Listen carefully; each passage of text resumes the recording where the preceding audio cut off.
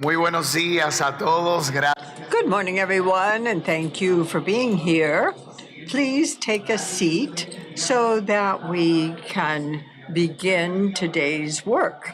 It is great to be back with you again today. Thank you for being here. Thank you for your time.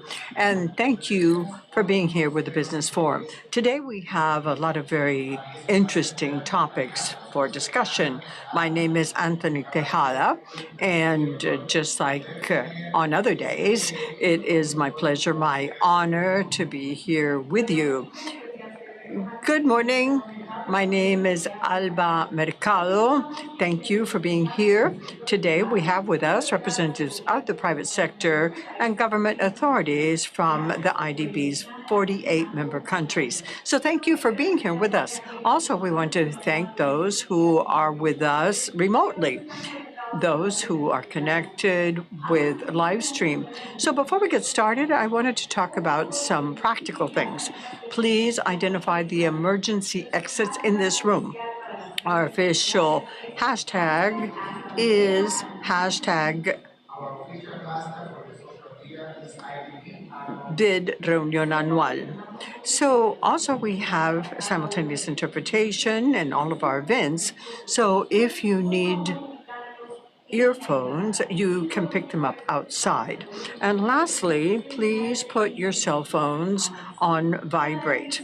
So now we're ready to begin the business forum. And for that, we welcome the president of the Inter-American Development Bank, Mr. Ilan Goldfajn. A round of applause, please, for the president of the IDB.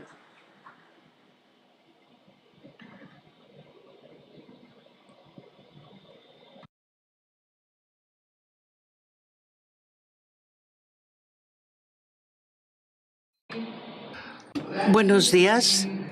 Permítanme empezar agradeciendo a nuestros anfitriones, la República Dominicana, y especialmente quiero dirigir mi agradecimiento al ministro de Hacienda, Jochi Vicente, por acoger el foro empresarial del día de hoy. Y quiero dirigir unas palabras especiales de agradecimiento a ustedes, los líderes empresariales, emprendedores, quienes han viajado para poder estar aquí con nosotros. Ustedes y la labor que hacen son de importancia vital para nosotros en el BID, así como para el futuro de América Latina y el Caribe. Como saben ustedes, el tema central de nuestra reunión es cómo podemos alcanzar mayor impacto a una mayor escala. Y aquí entra en juego el sector privado para poder tener mayor alcance en escala, y para ello debemos unir fuerzas y movilizar recursos, porque sin el sector privado no contamos con las destrezas necesarias, y de hecho la magnitud de nuestros no individual institution can do it on its own. Partnering with the private sector is essential for us to reach the needed scale to create opportunities to lift people out of poverty and fight climate change. Let me tell you how appropriate it is for the Dominican Republic to host this annual meeting and to be the venue for discussion. Y que sea la sede para poder hablar sobre el poder de la colaboración público-privada, considerando su papel como anfitrión de la 10ª Cumbre de las Américas a celebrarse en noviembre del año próximo. El grupo BID to help convene the 5th CEO Summit of the Americas, the premier venue for public-private dialogue in the region. Today, I would like to share with you my vision for the region, discuss some of the challenges and opportunities we face, and talk about what we are doing at the IDB to better partner with the private sector and companies like yours. Latin America and the Caribbean grew faster than anticipated in the last couple of years, driven mostly by the larger countries. Inflation is declining due to responsible monetary and fiscal policies. And poverty declined 10%, according to the latest data. and will probably fell a little bit further last year. Foreign direct investment in Latin America surged in 2022, setting a record that is likely matched again in 2023, according to initial data. Labor markets have been remarkably strong. Unemployment have plummeted to some of the lowest levels in recent decades.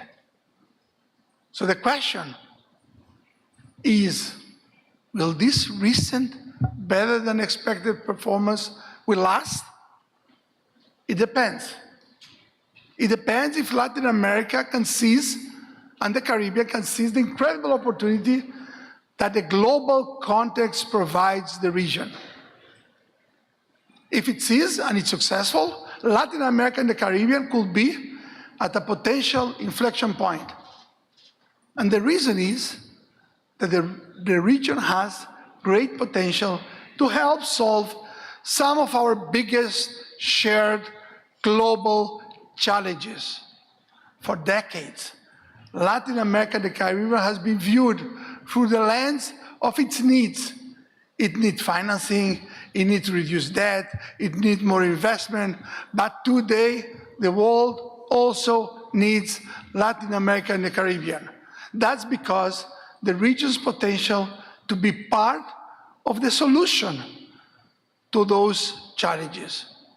With the right reforms and investment, the region could be at the center of the efforts to protect the world's biodiversity, provided with clean energies and minerals, and alleviate global food insecurity. And so, the question is, what the IDB can do, how can we position the region to be part of the solution to these global challenges, while also reducing poverty and inequality? The answer for the IDB is to help the region make the right efforts now to bring investments, to leverage these opportunities, while making the right long-term reforms and investments to increase productivity, which is what we're missing to get economic growth in Latin America in the medium and long term. So, to seize the moment, first, we must continue investing in our capacity to meet the world's need to protect the natural resources. Think about the Amazon, where we have a huge program, the Amazon Forever. We must also keep investing in clean energy and food production. At the IDB, we are helping countries do this. Let me give you an example. IDB Invest, our private sector arm, is providing $50 million loan to Alchem, a world-class lithium producer, to boost what? Lithium production in Argentina. Why? Because this will help us promote low-carbon and climate-resilient private sector development in Argentina. And there are many other examples. Let me now talk about some other efforts needed to help the region grow faster. We need to enable the investments. We need to strengthen the rule of law. Weak rule of law limits economic growth. Poor contract enforcement discourages investment. Who's going to invest if they don't think the laws will be complied with?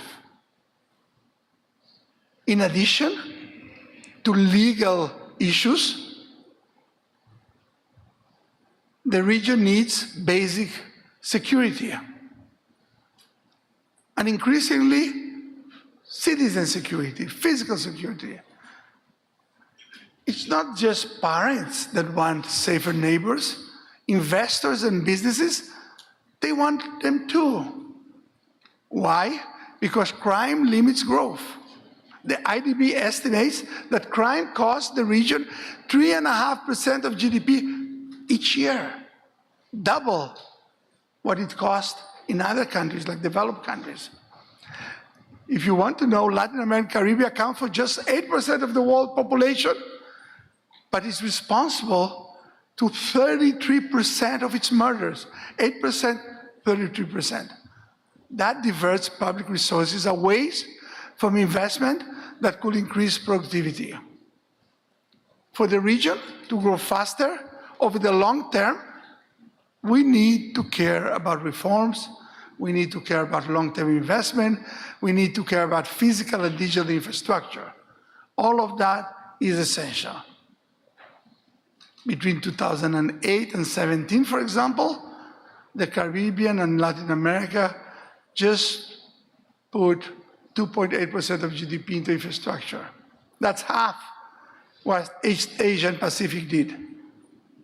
Partly because of that, over the past decades, emerging Asian economies have grown 12 times as much as our region. And today, our mobile broadband speeds are 10 times slower than OECD. That all limits productivity. So we need to invest in digital infrastructure that will improve connections, but also on public sector and education opportunities. If more schools are connected, it helps improve human capital. And that leads me to the next point. We must invest more in education.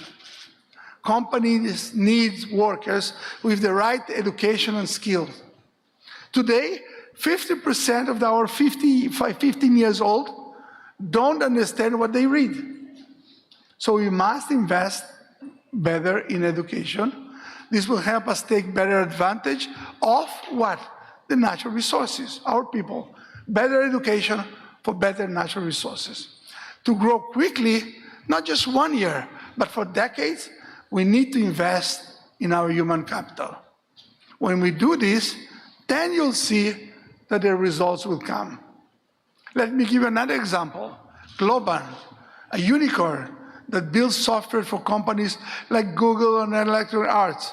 Goldfajn was started by 4 friends 20 years ago. Today it has 27,000 employees in 30 countries, and it's one of the world's fastest growing companies.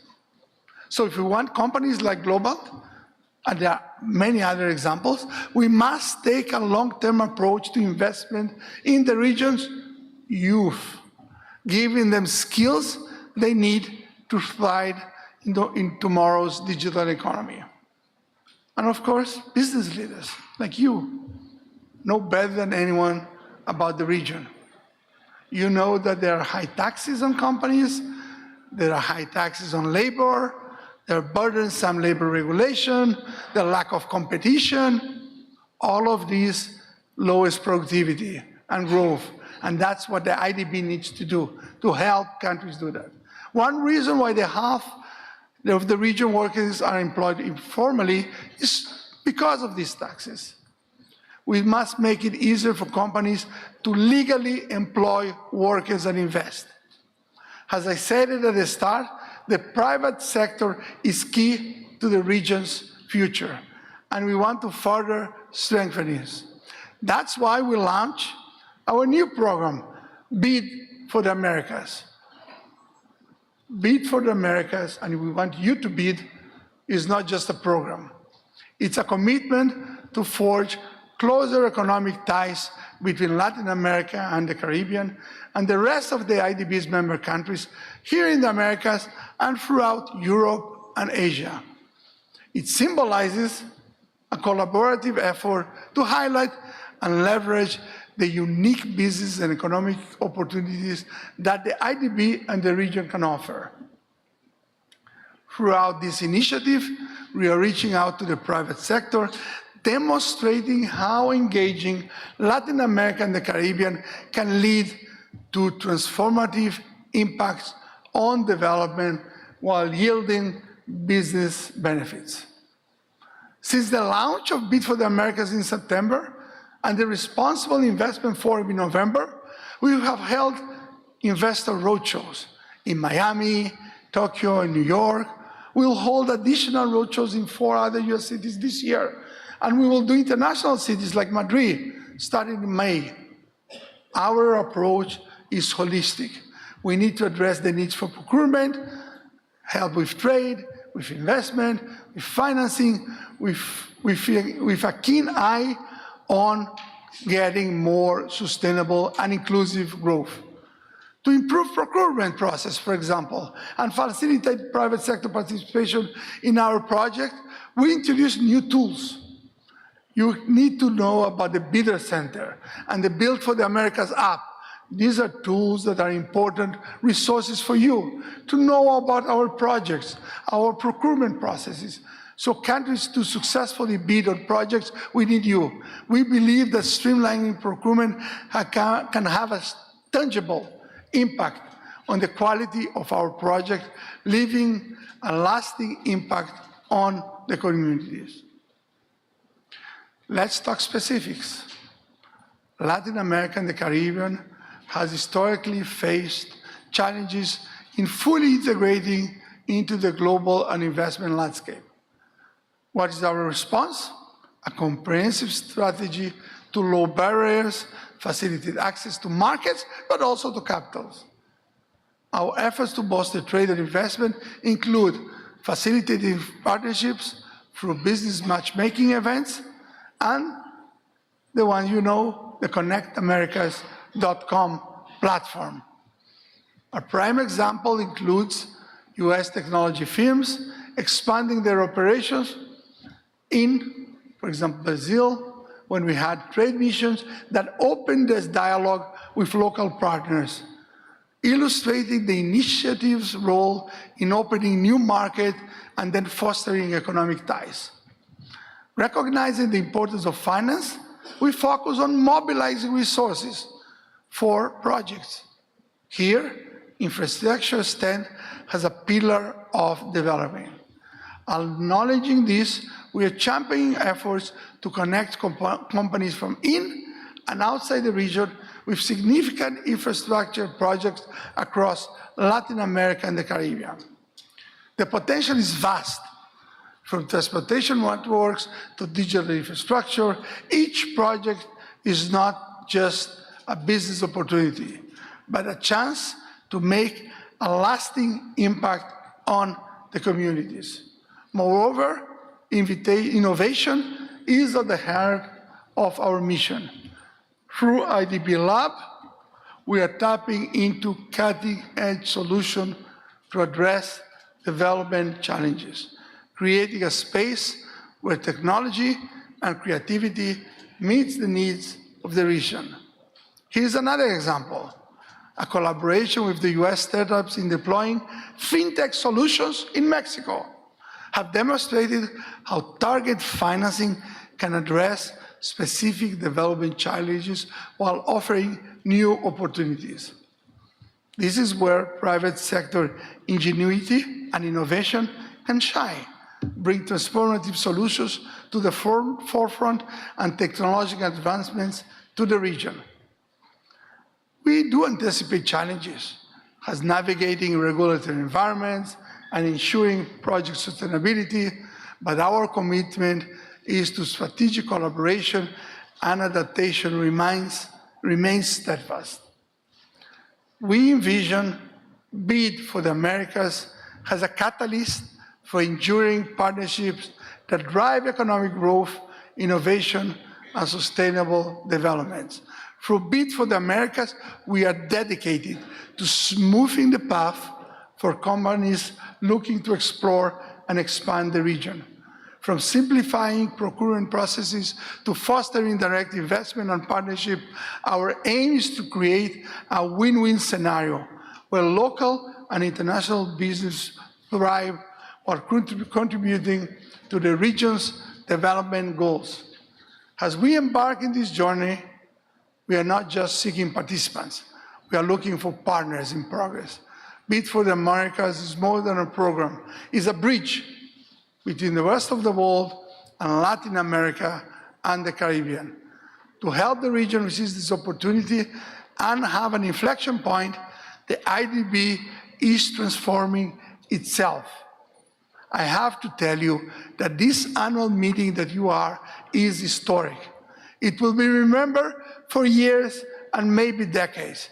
The IDB is proposing here, for the first time ever, 3 simultaneous transformational changes: a new institutional strategy, a new vision, business model, and a capitalization for IDB Invest, and a more scalable, catalytical, and sustainable business model for IDB Lab. Those are the three changes that will make the IDB group bigger, better, more impactful, and we will be able to work with the private sector to build a more business-friendly environment to unlock investment and accelerate development.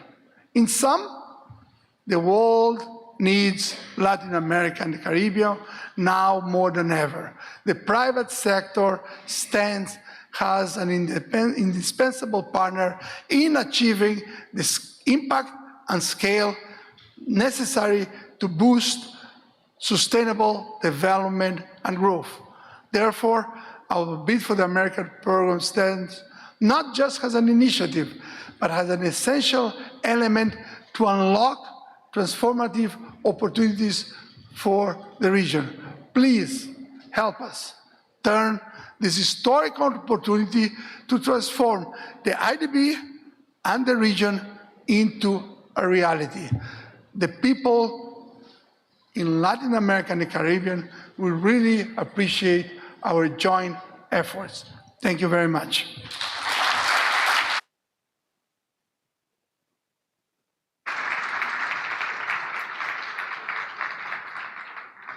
Muchísimas gracias, Presidente Goldfajn. Thank you very much, President Goldfajn. Once again, a big round of applause for him, for his remarks and his motivation this morning. So let's carry on with today's agenda, and we'll move on to the panel on boosting growth in the economy of LAC through business-friendly environments and foreign direct investment. I would like to ask our panelists to join us, and also Fabrizio Berti, the manager of the IDB's integration trade sector, who will be our moderator. So a big hand for them all.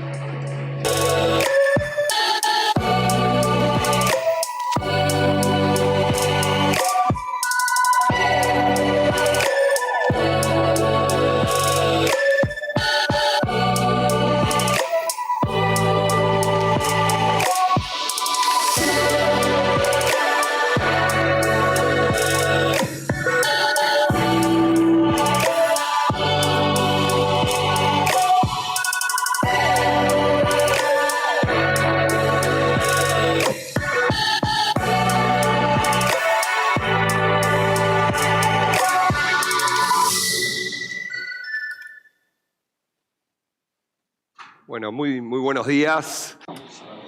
Good morning. It is a pleasure to moderate this session in this unique Punta Cana, joined by the Minister of Industry and Commerce of our host country. Thank you very much for all of the generosity and hospitality of the Dominican Republic. And we are joined with outstanding executives from both the private and public sectors. Today, we will be talking about opportunities. On this particular panel, we'll talk about opportunities for trade and investment. And we'll also see how the IDB group as a whole can play a key role in this regard. Going back to what our President Ilan Goldfajn shared with us, reflective of his leadership. And this is something he mentioned in the inaugural address.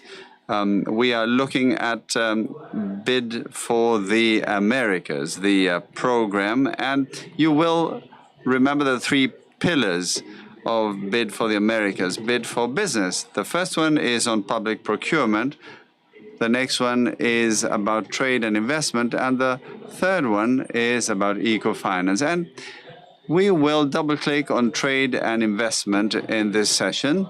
And during the morning sessions, we'll look at the other dimensions as well. And we look forward to the business community here and online having access to this valuable information. So some comments now on the investment pillar and on the importance of investment, which is certainly a fundamental factor for economic growth and for development in our countries, helping grow income and welfare on the one hand, but also very specially contributing to productivity.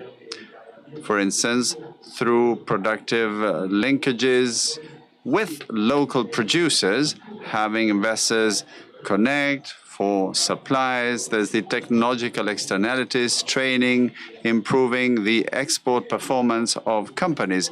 Although the foreign direct investment stock in the LAC region has increased as a share of GDP from 10 to 50% between 1995 and 2017, there still remain challenges, what we term costs, the costs of information. These are barriers for investment and costs related to transport and logistics due to the lack of improvements in our digital and physical infrastructure. These are obstacles that get in the way of the vessels of international trade, but they also offer investment opportunities for the private sector. And given this context that we will be discussing, we have launched this Bid for the Americas program under the leadership of our president, Ilan Goldfajn, so that more companies invest and trade in the region, access opportunities in strategic value chains, with a view to fostering greater competitiveness in public procurement and also helping the process of co-financing grow. That is the background for our discussion. And in order to look at the opportunities and this field, we wanted to actually tap into the protagonists here, the policymakers and others active in the field. So with that, I would like to start with a few questions to kick off the discussion. Minister Victor Bisonneau, it's a pleasure to be here with you once again. We could begin saying that considering the strategic position of your country as a logistics hub, in order to enhance the efficiency of supply chains, both regional and global, what would you say are the main developments, the agreements and initiatives you're spearheading in the Dominican Republic to harness these opportunities? And welcome, Mr. Minister. First of all, Fabricio, congratulations to the IDB on the event, and let me thank you for the invitation.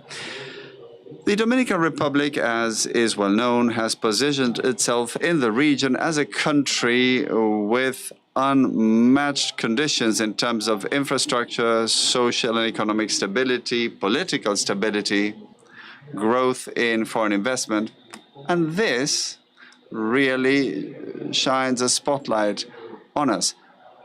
And since we have the Speaker of the lower house, with whom we spent 18 years together as legislators, let me also highlight the importance of legal certainty and the importance of public-private partnerships in keeping with the country's international commitments. Of course, we need to be aligned to the legal framework, the laws and decrees. And I was involved in a law for over 10 years, the law on public-private partnerships, which affords an opportunity for the private sector to participate and to make proposals to meet the country's needs in infrastructure and other respects. In the Dominican Republic, one key focus of President Abinader to truly boost this to the full is related to Law 523 on maritime trade, which hadn't been updated for decades in the Dominican Republic. It has recently been voted by Congress, and this boosts maritime connectivity. There's also Decree 262/15, which is the cornerstone of the operation of logistics hubs and logistics operating businesses. But we can also then talk about the major consensus within the framework of public-private partnerships. That is a bill that is already in Congress, and it may have undergone much discussion, but there's general consensus, and progress is being made with the public and private sectors to enhance the logistics hubs, and we will soon have a law. There's also Law 142/22, which deals with taxes in the hydrocarbon sector. This was a demand for a long time. We don't want to export taxes on cargo. And by the way, we have the Vice Minister of Finance here. He also helped us get this law through Congress. We have two finance vice ministers. Well, you know, there's a tax authority, the customs authority, and they're always jealous. They don't want to see any of their revenue being taken away. And there's also Fran Ranieri. We need to find a date for the establishment of the freight logistics hub that will be opened here. And the airport here has links to over 100 cities from around the world. And the hub will enable the transport and the freight carriage to be a lot more direct without having to go through ports or other countries. It is very important to build that kind of consensus with other countries in the region as well. And the initiative we have undertaken, and which the President has put a lot of energy into, involves the private sector. And we have Stephen here as well. I'm sure he will talk about that. The idea being for the region's countries to integrate and to really create trust in a public-private partnership that will strengthen us and will lead to a true strong hub here. So the state government as a guarantor, facilitator, and driver of public-private partnerships. This is very important for all of this conversation. So, Sophia, a warm welcome to you too. Given the vast track record and leadership of Visa in the payment sector regionally and globally, how do digital payments contribute to growing opportunities for trade and investment in terms of what we intend to do here? Very well, good morning. I would first like to thank the IDB for the opportunity to be here with all of you today and sharing the panel with such distinguished speakers. Yes, Fabrizio, we have seen that digital payments are becoming the key pillar in terms of banking digitalization. Through digital payments, banks are able to reach out to more people, offering financial services to people who had historically not participated in formal financial services. So there's a very important impact in terms of financial and digital inclusion, of course, because we are taking advantage of the capillarity of digital devices, and we're delivering financial services through such devices, which allows us to include banking levels, which is very important in our LAC economies. The idea being to promote a culture of savings, greater formalization and transparency, including all citizens in the digital economy. And this also affords efficiencies and cost reductions. Financial service providers relying on digital channels are successfully bringing down the costs and putting in place more flexible economic infrastructures. And all of this is based on the technologies. We aim at universal technologies offering interoperability to facilitate the creation of such services through robust solutions that will offer convenience and security, flexibility. So the idea is for this to be easily adoptable. Once you've had your first interaction, you can repeat it and people end up sticking to digital payments. And of course, this also fosters greater formalization and transparency and has a significant impact on budgets in economies. I think one of the major challenges we continue to face is how to foster greater formalization and transparency. MSMEs also benefit as they can increase their sales and they can expand their payment options, and this has a very positive impact on all of the domestic and international economic environment. Excellent, thank you very much. Digital payments not only for trade, but also considering the secondary effects in terms of formalization, transparency, and market creation. So that's a key factor. Stephen, a good old friend of ours and of the IDB. Let me go straight to the point. What do you recommend? What elements do you think are key to improving the business climate, the environment, so that the region can attract more investments and trade? Thanks, Fabricio, and thank you for the invitation. This is coming home. I would say there are three kinds of actions or conditions that are important to achieve this in order to attract investment. First of all, there are some general elements that are fundamental. The minister has touched upon quite a few of them. Some of them are intangible as well. They are difficult to measure, but I'll refer to those too. And finally, there's the specific targeted action that needs to be undertaken in order to succeed. On a general level, well, we all know we need political and economic stability, a good track record. Well, the case in my own country, in the Dominican Republic, to be able to exhibit good trends. And in addition to that, we need institutionality. Investors will want to make sure that if any dispute should arise, there will be channels to address this in a fair way. And I think we have also been making progress on that. And also very important for all is the availability of talent and other inputs in other cases. In terms of talent, I must say that the partnership for democratic development between Costa Rica, Panama, and the Dominican Republic to strengthen value chains with the US, well, in that framework, that's the first thing that comes up when we talk about companies that manufacture medical supplies or that are into the pharmaceutical business. The important thing here is to have a strategy on that.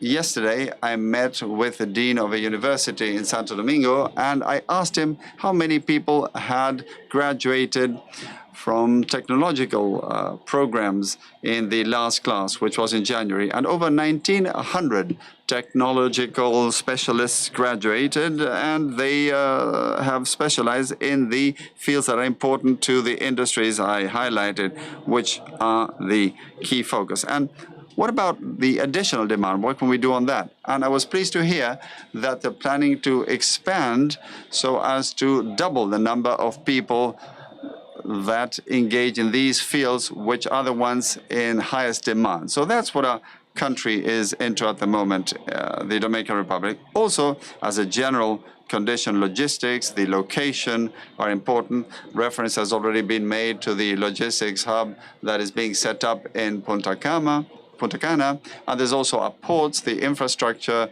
communication services that are also essential to attract any investments. And also, for a country like ours, and the others I've mentioned, it is also very useful to unite as part of a joint effort, which has been the spirit of this initiative, given our scale. Because we in the Dominican Republic have a scale that I would never have imagined when I studied economics. We're already the 6th or 7th largest economy in the region. And we're talking about 2/3 of an island in the Caribbean. I would never have dreamt of that when I was studying economics some 40 years ago. So we have achieved that.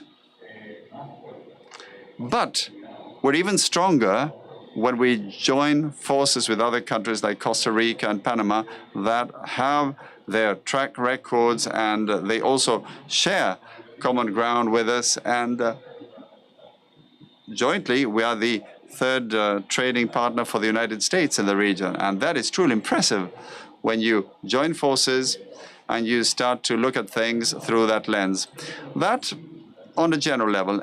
And on the intangibles, I would point out this. First, you need to have seamless dialogue between the public and private sectors. And it's not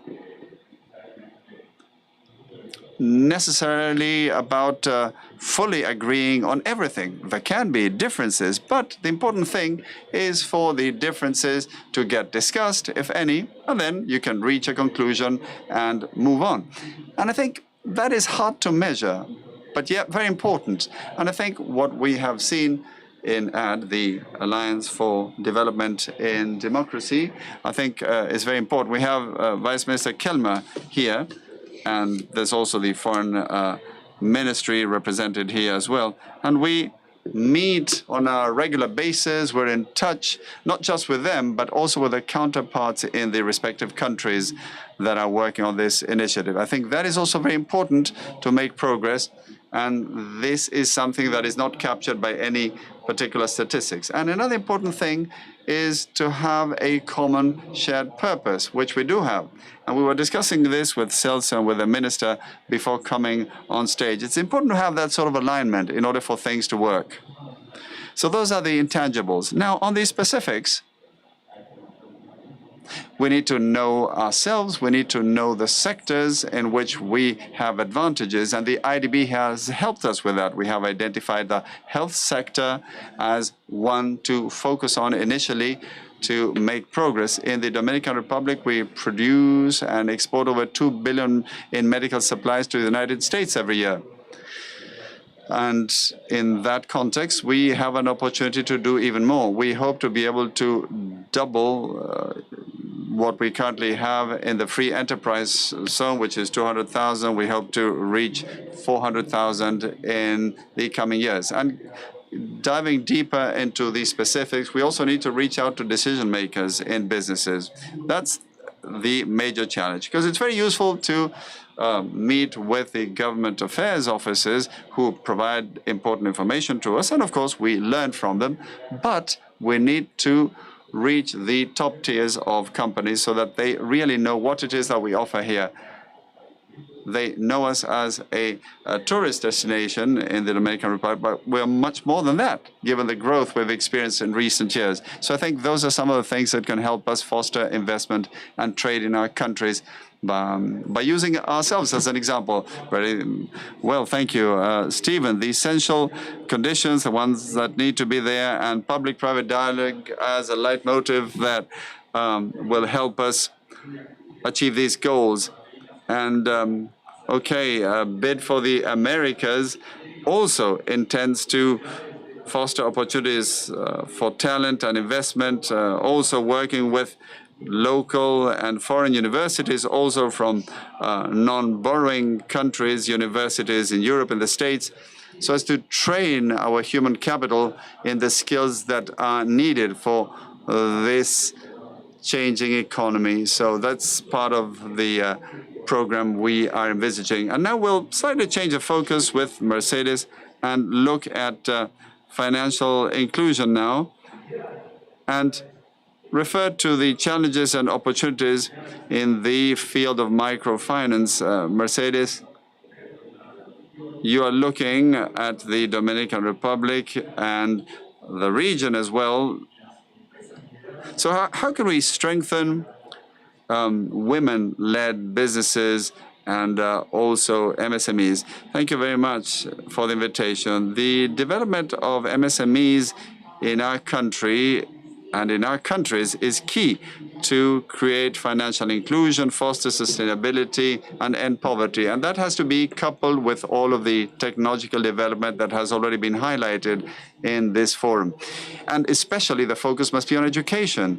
When this is coupled with education, we have greater chances to be more productive, to be more efficient, and to be more economical, targeting the most vulnerable who have the fewest opportunities to access formal financial systems. If we want to bank if we want to develop the MSME sector in the Dominican Republic, we need to have services that are tailored to the needs of the poorest and most vulnerable, especially women. 52% of businesses in the Dominican Republic are women-owned, but we don't see the same balance when it comes to decision-making or when it comes to creating products and services for the MSME sector in the Dominican Republic. Digitalization is fundamental, and the IDB has helped us create a digital platform to train women entrepreneurs to help them develop their businesses and manage them better, growing within partnerships internationally, thereby being able to trade their MSME products. So the idea is to start by offering opportunities for financial inclusion, banking MSMEs in the Dominican Republic, tailoring products to their needs, given the agility needed that technology can offer. But this needs to be supported by education, culture, and a structure that harnesses the technology, in addition to all of the opportunities that a straightforward, simple, and accessible legal regulatory framework can offer to boost that segment that, if integrated into the economy, can also generate growth and stability economically for the region and for the world. Thank you very much. And also, we would like to say, for the benefit of the women entrepreneurs joining us and women joining us, there's Connect America, a platform for women in business. This offers opportunities to learn about procurement processes, among many other issues and opportunities. We would like to invite you to also take advantage of that. And Celso, through CONET, a major actor in all of these fields we are discussing, what would be your recommendations and suggestions precisely in terms of the development and multilateral banking sector? How could we improve the environment to attract investments and to boost public-private collaboration and many of these other topics we have discussed in this first round of questions? Well, first of all, since I would first like to congratulate women on their day.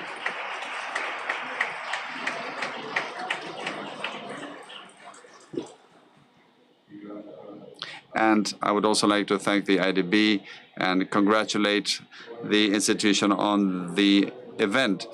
I think we can work and boost the process through ideas and innovative strategies that have a positive transformational impact for the benefit of creating welfare and economic growth in countries. And these innovative strategies should aim at being sustainable, protecting the environment, while working with communities, creating jobs, formal jobs, and they should also seek to increase the formal economic sector. They should also hopefully include private investment and public involvement. And the development of multilateral banking is key. Working with the communities for inclusion of communities is also vital. And in the case of our own country that has a highly diversified economy, productive linkages are key. Putting in place these productive linkages. To give an example, there's the development in Pernales, an idyllic region like Punta Cana, but it is in a economically relegated part of the country, and a public-private project is being undertaken. It is very ambitious, with the government and state investing in infrastructure. The private sector invests in the infrastructure for hotels and ports. In fact, there is already a cruise port there, and work is being done to ensure environmental sustainability. Work is also being done with the communities. But again, the productive linkages are very important. The supplies are sourced partly locally. The communities are also about the human capital that's going to work in the hotels and are already working there. The focus is on achieving positive, transformative impact that will generate welfare for the country and for the economy. Excellent. So these are specific projects with specific investments, and that helps materialize the results this agenda aims at. And going into the specifics, Mr. Minister, as part of this second round of questions, we would also like to ask you about how to attract investments in certain emerging sectors that offer great potential and that are starting to be identified due to different factors, such as electronics, medical devices, semiconductors. And also, there's the instrument side of things to attract investments. What kind of role, incentives, and ecosystems are you envisaging for these particular sectors? And this applies not only to the Dominican Republic, but also to other countries in the region that are listening to us as well. If we refer to the countries in the region, I would first like to thank the IDB and CAF for the support we've had. And with the IDB, we did a study for ADD, which includes Panama, Costa Rica, Ecuador, and the Dominican Republic. And we look forward to that expanding without competing with APEP, which is the US program. And that was a major contribution. A survey was conducted to see how we can continue to grow on medical devices and on health in particular. We in the Dominican Republic are the second largest producer of some medical supplies for the United States.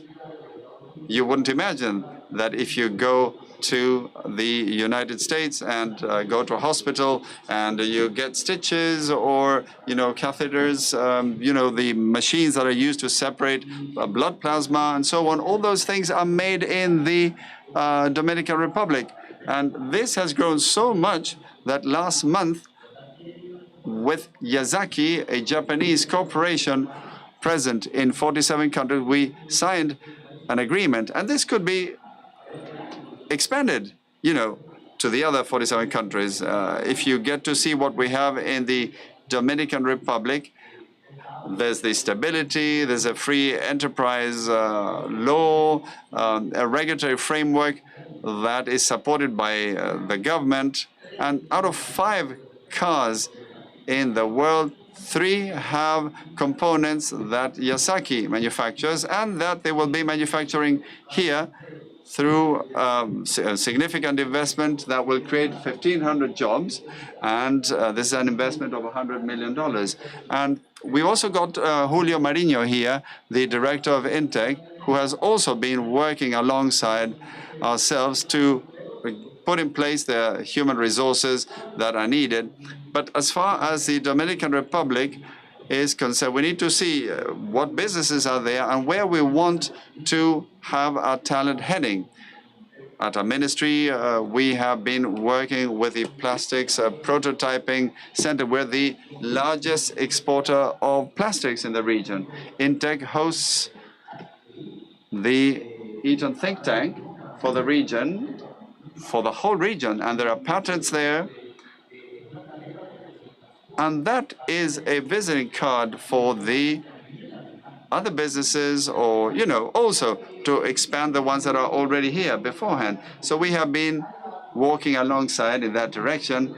And there's one thing that past administrations thought were pointless, failed channels like the free trade, free enterprise zone. And there was a decree, 2015, that dealt with the dispute settlement mechanism. And unfortunately, sometimes there are disputes, but this unit is up and operating, and this also is of interest to investors. They want to be certain that if there is any issue that comes up, something that needs to be settled, that can be solved along the way. We don't want there to be major differences. Now, we talked about PPPs. That also allows investors to bring in their own initiatives, support them with any type of infrastructure. But I wanted to add to what Celso was saying about production, because with the strategic view that this administration has, there is a decree, 688, which was targeting companies in Dominican Republic working in the free trade zone. And these are products produced here, so that is important too, to look at the whole picture, to understand this is one entity that supports itself through its different components. We could keep talking about the things we need, and we have to acknowledge that we need greater electricity. And now we're trying to diversify our power supply with solar panels. We're also looking into natural gas, other types of energy, hydrogen too. So we are keeping an eye on our competitiveness too, our involvement, strengthening gender equality, greater equity. These are things that we are focusing on, and that includes our bureaucracy. There we have the country as a whole aiming at facilitating things so that things get solved, basically by having open, horizontal communication so we can all work together. Thank you very much, Mr. Minister. Thank you for giving us those sector examples with a lot of value added. We in the IDB are very pleased to be involved in some of those studies, especially in terms of the implementation of the strategy to attract investment in certain sectors in the Dominican Republic and in other countries too, by facilitating investment. Sophia, now, the whole matter of MSMEs, most of the companies in this group create a lot of jobs, and there is a key element, which is digitization. Now, how can this contribute to adopting digital technologies? How can we empower these companies, including those that are women-led? This is something that may have been affected by the pandemic, because the pandemic made all of us use technology more. So what are your thoughts on this issue? Well, you mentioned the pandemic, and yes, it was an important catalyst. It accelerated the adoption of e-trade, online trade, and that is something that we saw when the pandemic started. A lot of many small and medium enterprises did not have a digital channel to accept payment or to distribute products. And we saw that the companies that wanted to take advantage of the opportunity of the juncture, they understood that they had to be more flexible. They had to move and move quickly to open up other channels so that they could continue to serve their clientele. That happened here in Dominican Republic, but it's something that occurred across the region. So what happened? After the pandemic vanished, those behaviors are still in place, and those sales channels are currently key for small and medium-sized enterprises. No longer could they survive without having a delivery structure, without being able to receive payments online, and tying into what the minister was saying about greater internationalization. If we want SMEs in Dominican Republic to be able to sell their products abroad, and the same applies to the rest of the region, so we have global trade, we have to be sure that they can sell and charge for their products through digital channels. How do we do that? By making certain in our economies that we are providing the population operable payment channels so they can operate not only locally but internationally. And that ties in with the fact that the whole digital movement is supported by the marketplace. In 2025, it's estimated that social trade will be $1.2 trillion. And social trade means putting our products and services on the social media. And the Z Gen, which is the largest economic population in the world today, they feel comfortable trading their products over the social media. And that requires necessarily having a structure where they can accept digital payments. In that way, these businesses can be part of that market.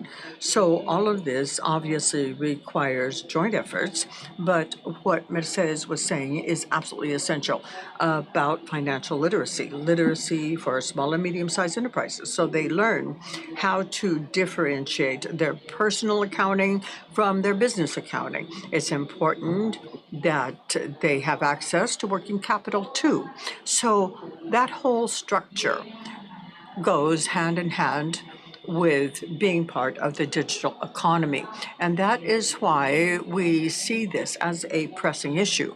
It's important that we move ahead in this area. So technology is an enabler. And what it does is allow us to progress, to adopt, and we are working with the whole payment settlement system because there are a lot of risks there too. So we have to make sure that the technology is robust and that it complies with the highest security standards to make certain that there is both convenience and trust in the ecosystem. If the consumer feels trust in providers of services and goods, that facilitates adoption, and it's going to allow us to move ahead in the area of world trade. Thank you. Yes, digitization does open up opportunities that were unexpected, and I would call on all entrepreneurs to go to connectamerica.com. There are all sorts of resources there. How do you put your company online? How do you connect to vendors and to investors? So all of this coincides beautifully with what you just said. So Stephen, let's talk about innovation. What role does the private sector play in this connection so as to connect greater innovation in our region? This for different sectors and for the digital economy. Well, here it's important to emphasize that the private sector plays a unique role. The private sector has constancy. It's important to have this ongoing dialogue between the public and the private sector, but in all countries there are political cycles too. So you begin with that constant role. And in terms of innovation, and I can apply that to our sector, the financial sector, and here we can see that we have Rosario from the Banking Association here in Dominican Republic, but we work constantly with the authorities to create an environment where innovation is possible. For example, right now, today at noon, we're going to have a ring the bell with the IDB President so that we can introduce the Wi-Fi code in Dominican Republic. We're celebrating the International Women's Day, and the Wi-Fi code, what it is to adopt a code that only exists in the UK right now, where financial institutions contribute data that is broken down by gender, so that better public policy can be made, and second, so that we can all come to realize, and this is something that Mercedes realized many, many years ago, as well as her mother, who's also with us today, so that people can realize that things with major impact can be done. Plus, they are profitable by working with women in business. So the first thing that I would say is that we in the private sector are a constant, and we have to work on producing a friendly environment. Second, we also have to look at trends, especially in a country, and we are relatively a large economy for the size of the country, but we have to keep an eye on what is happening in countries like Peru, Colombia, Chile, Mexico. So we do keep an eye on what is happening there. We talk to the financial institutions in those countries. We do offsites. We bring in leaders from those sectors. We invite them here to the Dominican Republic. And we're going to have an offsite in April, in our case. So we are trying to learn about what is happening in other markets that may be more advanced in our specific sector. Now, the challenge that smaller countries face is how can we adapt that to our size, to the conditions of our market? And that is where our contribution comes in. How can we understand what could work in our environment? So I think that that is important in terms of innovation. And obviously, yes, we do have to work with good partners, with Visa, for example, other partners like the IDB, other multilaterals, with the government. And in terms of gender, for example, we have been working very closely with the Ministry of Women. We have the certification that exists here calling Equalizing Dominican Republic. And also, in addition to that, I think that it behooves us to think not only at the individual or sector level, also we have to think at the regional level to see who we can partner with so as to benefit our country. Very interesting, Stephen. And I should say that when you think of trade, you obviously think of goods, but the dimension of services is also important. I come from a small country in the south. We export good beef from Uruguay, but that innovation has to do with natural advantages. Chile, for example, produces copper, but it also produces great engineering services, and they are exported. Now, if we go back to what the minister just mentioned, something that I touched on too, in the long run, what we want to create is jobs with greater value added in the Dominican Republic. And what we want to export is the knowledge, the skills that we have here in DR. So that is the best export product that we could offer, as you just described, talking of your country.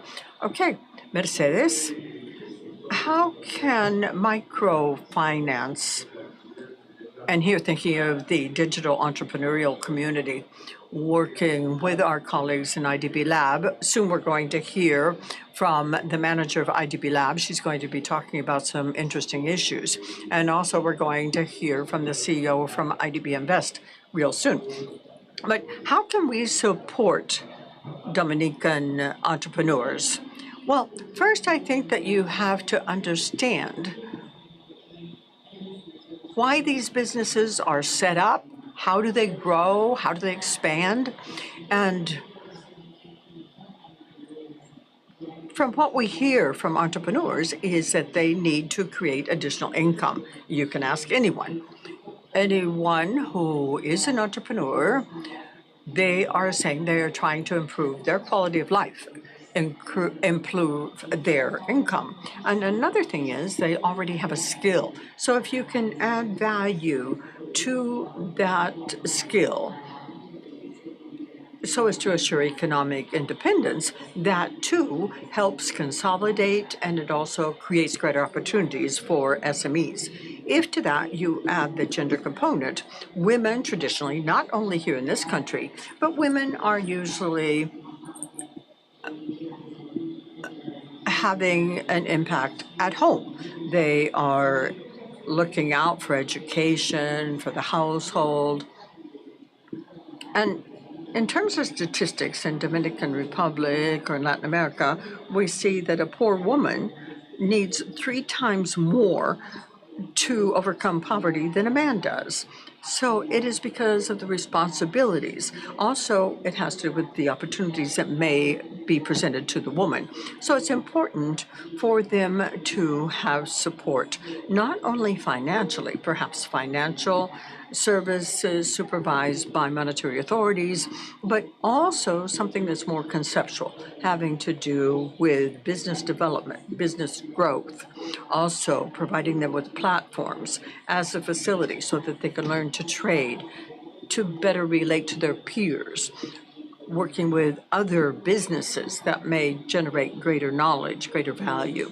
So it's important to be able to socialize, to share this experience, to put it at the service of different public and private entities.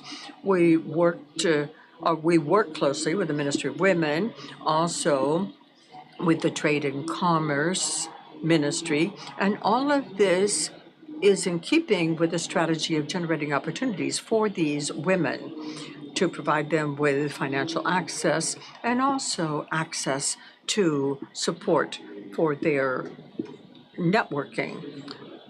And Celso, to conclude this second round of questions, and soon we're going to have to wrap up our conversation, but it's been a very good exchange. I've learned a lot. Thinking of resilience is a key issue. That's something we have touched upon. So could you talk about that? How the private sector in the supply chains, we know that some of them are essential.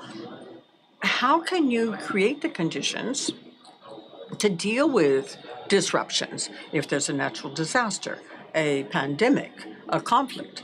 Unfortunately, this is something the whole world has seen. So could you make some comments along those lines? Well, first of all, I would say that we have to work towards economic growth, and the private sector has to be involved.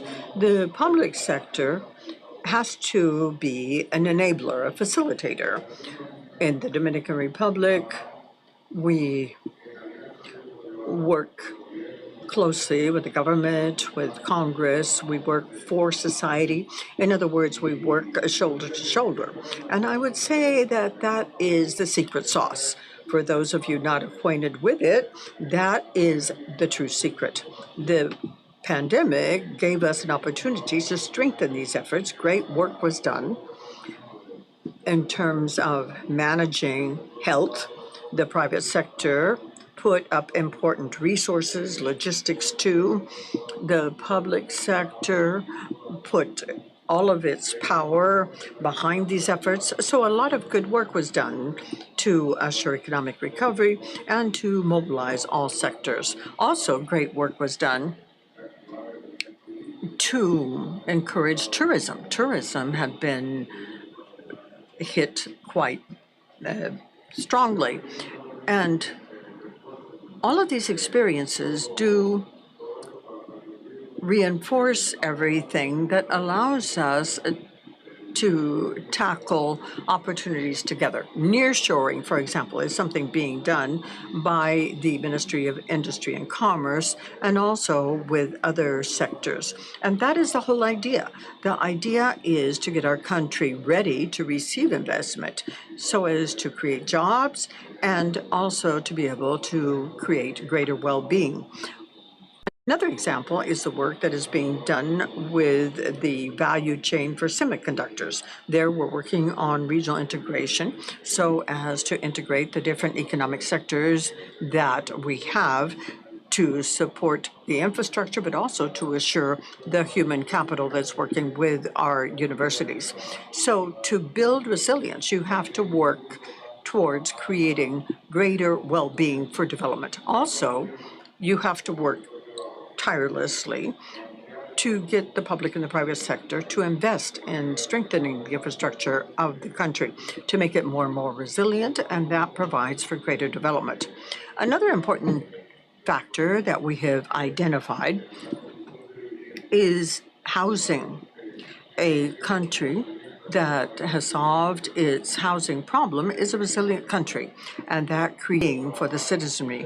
So the whole idea is to work in this way, to work by identifying opportunities together, looking at the challenges that exist, and in this way, becoming a country that creates greater well-being and is more resilient and can deal with all of the shocks that may occur.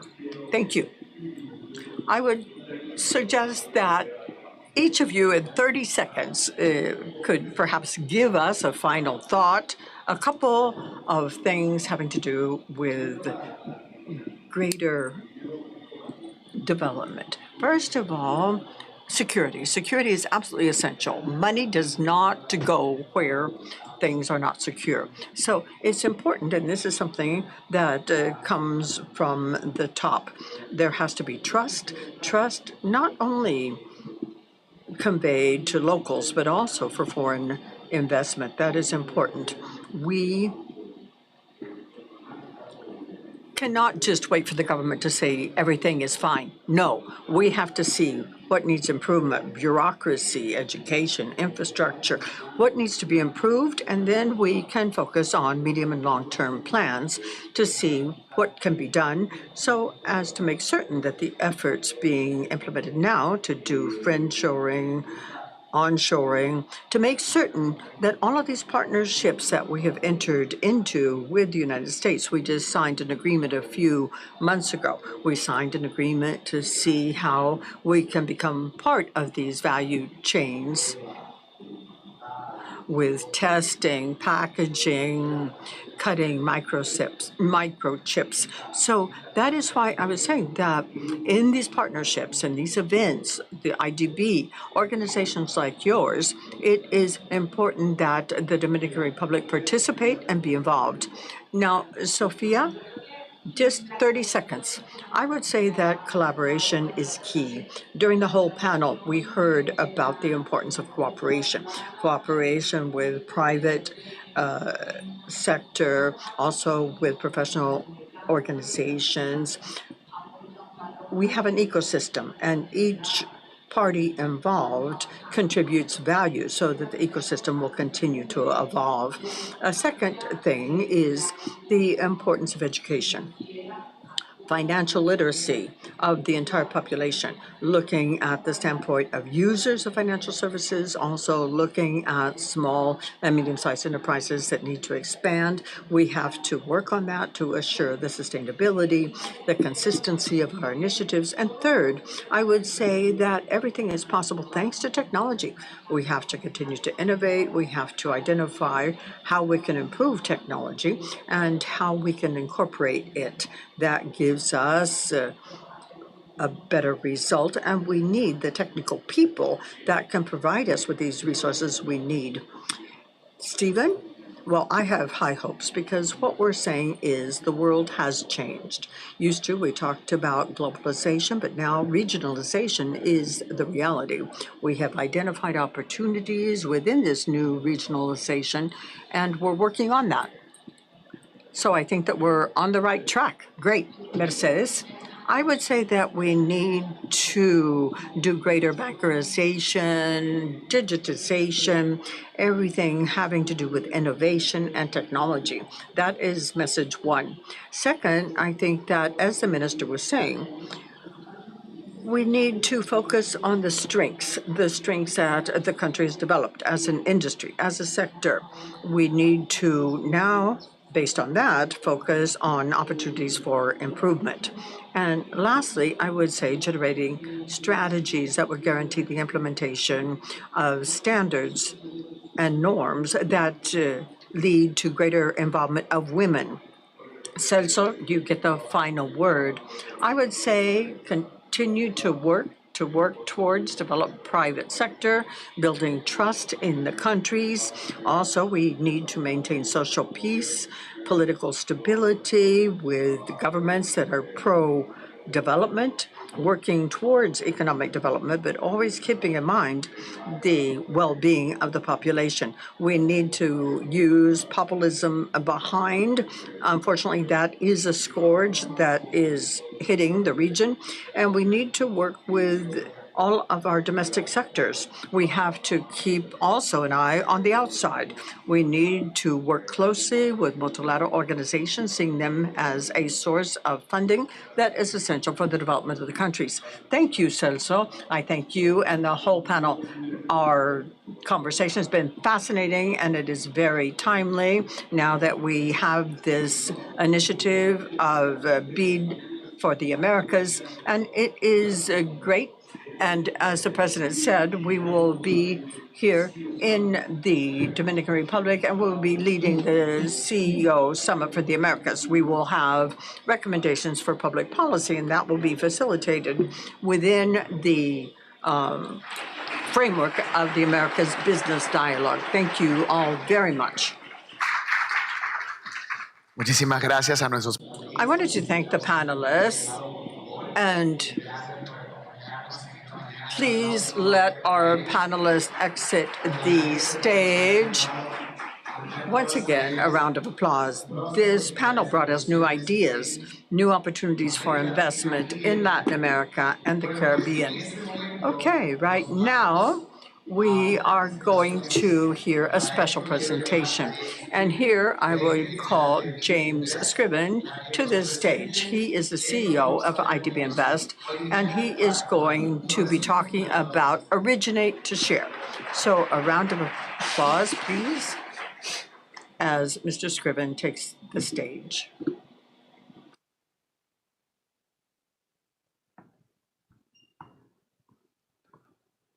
Buen día.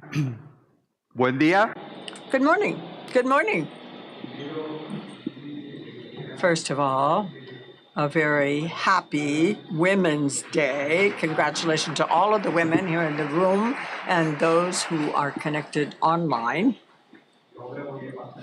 And now I will switch to English. I apologize to the interpreters if that's a problem. I'm President Ilan Goldfajn, a concept of a renewed vision of the IDB group. But in particular, he did refer to a new concept of the private sector arms of the IDB group. So I'll be presenting what it means for IDB Invest, and I see my friend Irene Arias will present the same for IDB Lab. The concept that I'd like to present is a concept that we coined as originate to share. We usually refer to our region as a region of challenges. It's known as a region of challenge. Challenge can be social in nature, it could be climate in nature. It could be drought, it could be fires, it could be deforestation. But usually, the image of our region is a region of inequality, it's a region of devastation on a climate side. But there is a flip side of that, that is, the problems of the world can actually be solved by our region. We hold and host the lung of the world, the Amazon. We can solve the energy transition, particularly when it comes to energy transition of minerals and the change of the matrix of the energy of all our countries. And we can feed the world. As you know, and particularly with what's happening in Europe, the breadbasket of the world lies in Latin America and the Caribbean. So there's two sides of the coin, and I want to focus a lot on these opportunities because there are enormous opportunities for our region. Another big opportunity is that we're not the only ones that have seen this as a development challenge and an opportunities. There are $53 trillion in the world looking for impact investing. And what we're trying to do is bring these two, supply and demands, together. So I want to refer to this concept of how we bring development assets together with impact investors. This is the only way that we can scale. And this is a concept that we use as originate to share. There's a traditional concept that has always been development institutions have focused on just investing, their own balance sheet. We know that there's limited resources in the world of multilaterals. This is referred to usually as billions of dollars.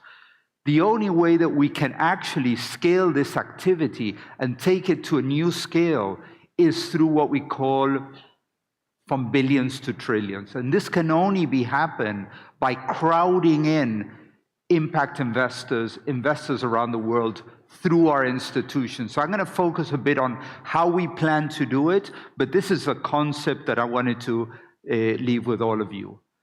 And now let me focus a bit on the how. The biggest and most important selling reason of why we can achieve this for a region has one phrase: one IDB group. As you know, the IDB group is 3 institutions that operate as one. You've heard from Ilan Goldfajn, the president of the 3 institutions, and the work that the public sector arm of the IDB Group will be doing to create the enabling environment, will work to finance governments to create the necessary environments for the private sector to act. You'll be hearing in a few minutes from Irene Arias the role of IDB Lab and the continuum that we have of investments from public to private, within private, to IDB Lab and to IDB Invest. So this is the biggest selling point you can always imagine, and that's why we all have a name that is associated with the concept of IDB, and we have one board of directors.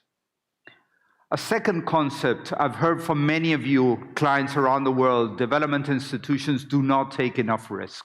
They're not prepared to take risks, they're not geared to take risks. So the concept that we're putting on the table that will be discussed by our governors tomorrow and the day after is we need to be able to take more risk. Why? Because this institution and investors around the world today are investing in the US, tomorrow investing in Brazil, the next day they're investing in Guyana. And I think it's important that we help them de-risk those investments for them to look at and be attracted to the development challenges, but isolating the risk as much as possible. The second concept that we want to put on the table is this is not only about money. I've read a lot of documents. You probably know that money on its own doesn't have an impact. It's when you combine money with knowledge. And that's the role that we play on advisory services, when it comes to climate-related issues, when it comes to environment and social issues, when it comes to corporate governance issues. There's where our concept of understanding the market is extremely important. But not only when a deal is already closed for us, is this concept of upstream work, working with clients to prepare them for bankability, to prepare them to prepare a business plan, to prepare them to present a financial statement, and to be able to work with all of us. So there's a lot of work that we're going to be doing, not only once our deal is closed, but more importantly, to develop that business together with us, and we call that upstream work. Innovation. Don't tell anybody, but we're an unregulated financial institution. We have the benefit, we're regulated by our board and to an extent our rating agencies. But we have the ability to create products. We have around 26 products as we speak. And I wanted to highlight a few of them that I've heard from all of you that are extremely important. One, local currency financing. Traditionally, multilaterals can only lend in US dollars or even euros in some cases. To be able to lend in local currency is a game changer for all multilaterals. And part of our pitch is to be able to lend in 26 currencies across our 26 nations. Second, guarantees. We've got a AAA balance sheet. And sometimes money is important, but not only money is important, is when we can provide guarantees and risk-taking instrument. Last but not least, equity. We've got a very small bucket to be able to do equity, and part of the discussion we're going to have with our Board of Governors in the next 2 days is how we can amplify and enhance our equity. So these are some of the innovations that we're putting together to be able to actually take, and I want to use two examples. I'm going to have an example in Chile and an example in the Caribbean. An example in Chile of innovation. We worked together with the government of Chile to be able to help them stabilize their tariffs in Chile with the spike that you had on renewable in oil prices, and to stabilize, and when renewable energy would kick in, we wanted to work to be able to stabilize that. So we worked with the government, we worked with the generators to issue what we considered AB bonds.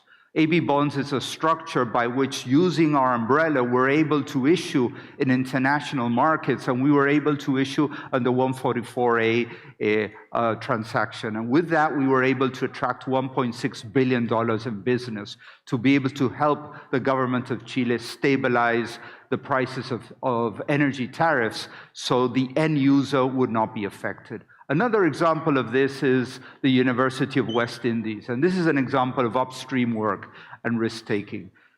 Many of you know the University of West Indies, one of the most prestigious universities, not only in the Caribbean, not only in Latin America, but in the world. And they're preparing a new campus online degree that is called International Justice or Development Justice.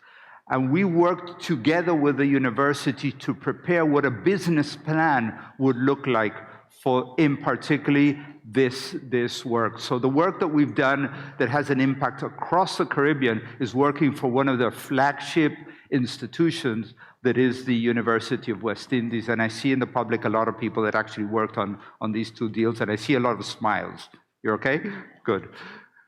So I want to finish with two concepts, and I've got 55 seconds to refer to. One is, we're a conduit. We're no longer an investor. We're connecting development assets to impact investors. That connection is important because we want to be able to attract these trillions of dollars.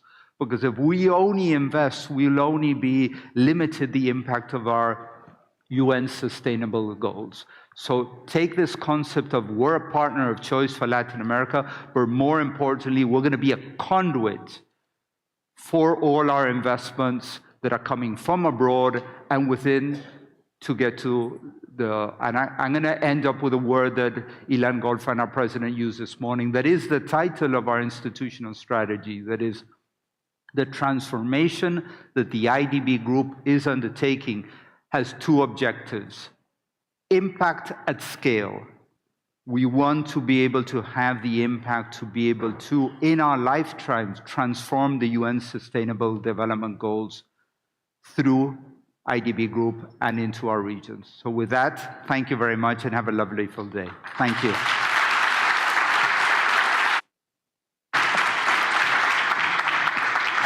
Muchas gracias, James. Thank you very much, James, for that very enlightening presentation. We will now keep going as part of our business forum and will welcome Irene Arias to our stage, the manager of IDB Lab, the CEO of IDB Lab, who will offer a special presentation on IDB Lab and the Bid for the Americas program, Mobilization for Entrepreneurship. A big hand for Irene.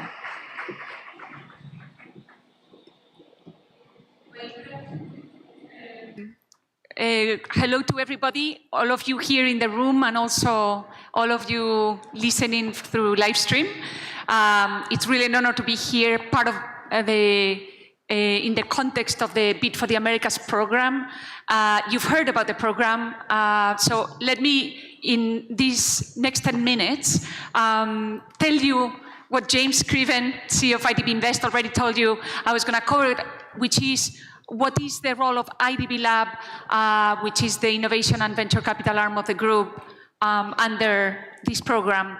And here, an exercise, a little bit of imagination. Technologies could make Latin America and the Caribbean a global benchmark for how to tackle climate action and biodiversity protection. What if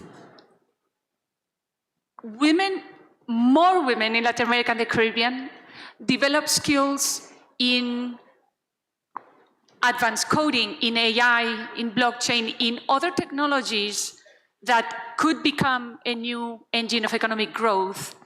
Or what if innovation substantially improved access to essential services for poor and vulnerable populations? We believe it's possible, and I'm going to tell you how we are doing it in action. 3 examples.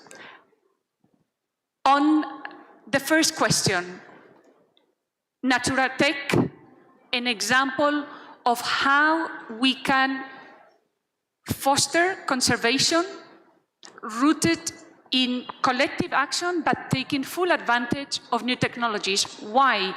We know that at this rate, at least 35% of the technologies that are needed to be able to meet the climate targets have either not been developed yet or even tested or validated.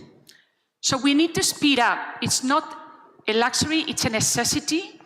And it's an opportunity, and Naturatech brings together resources, partners that are doing that, that are taking advantage of technologies like Web3 or blockchain, for example, issuance of biodiversity tokens like Terrazos in Colombia and other companies.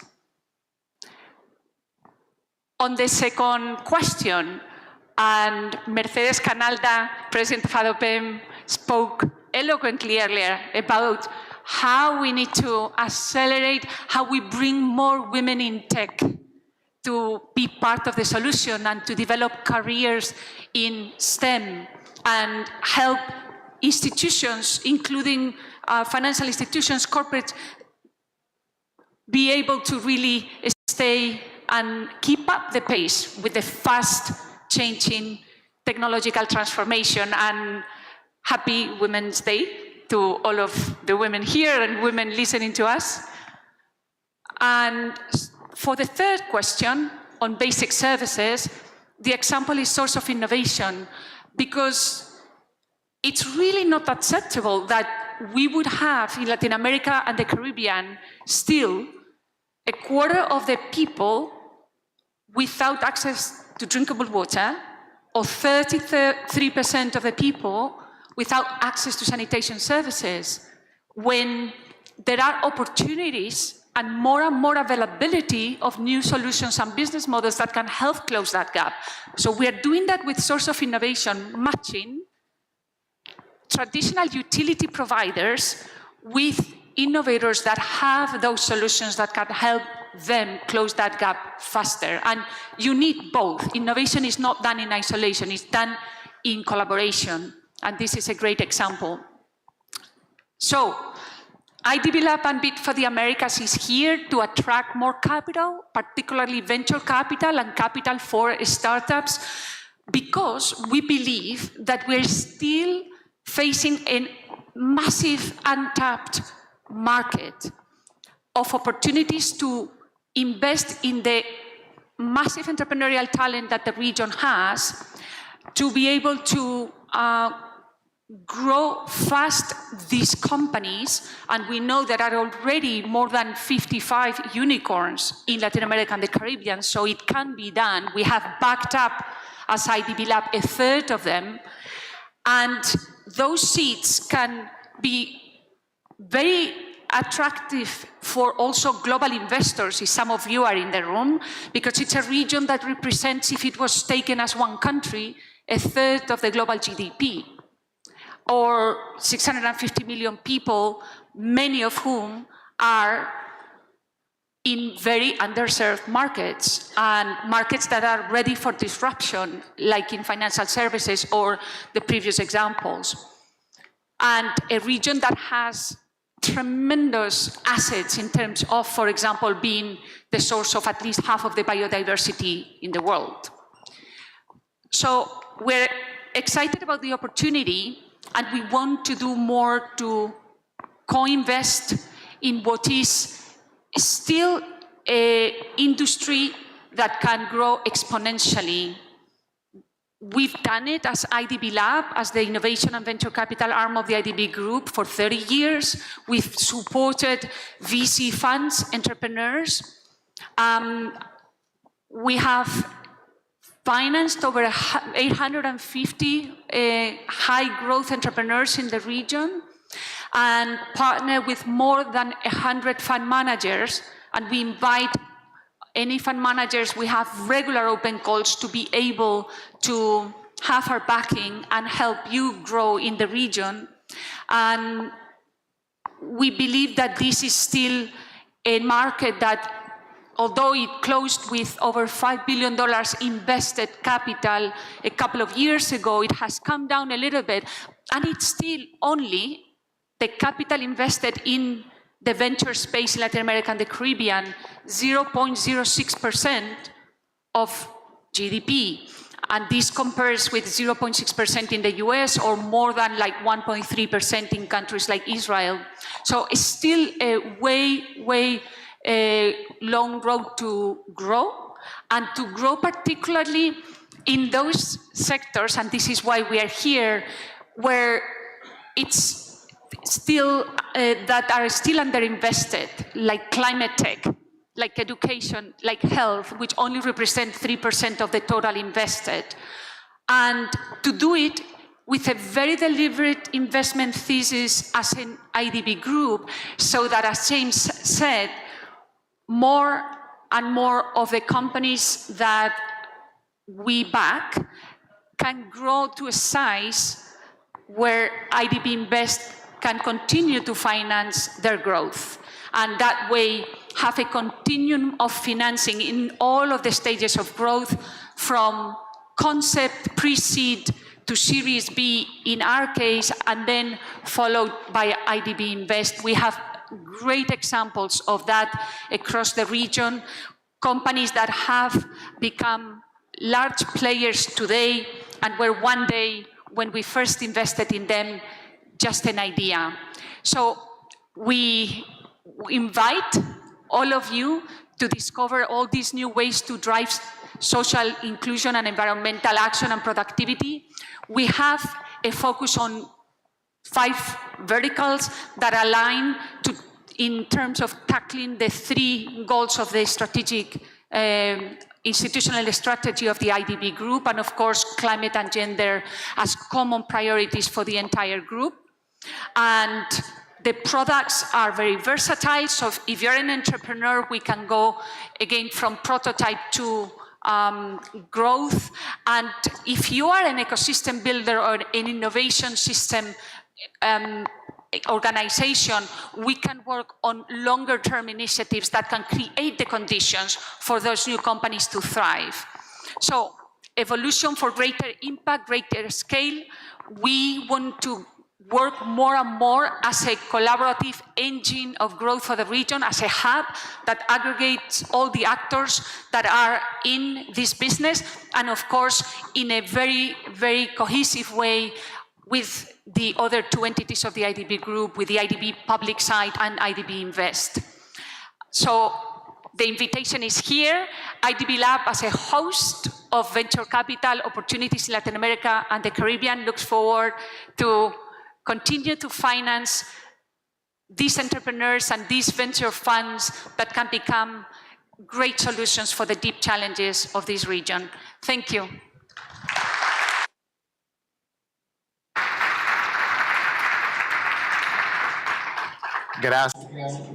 Thank you, Irene, for this special presentation.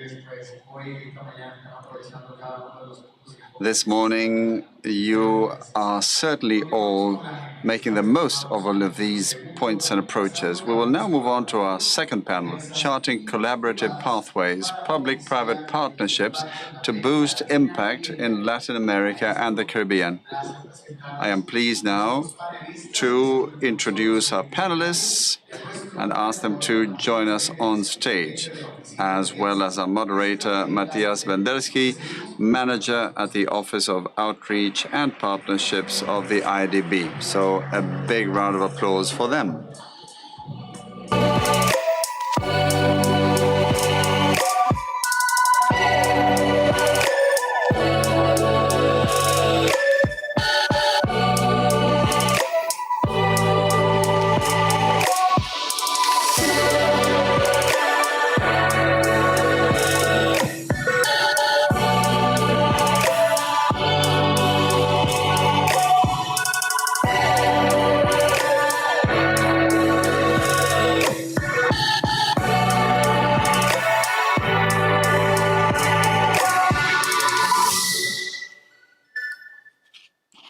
Buenos días. Good morning, once again.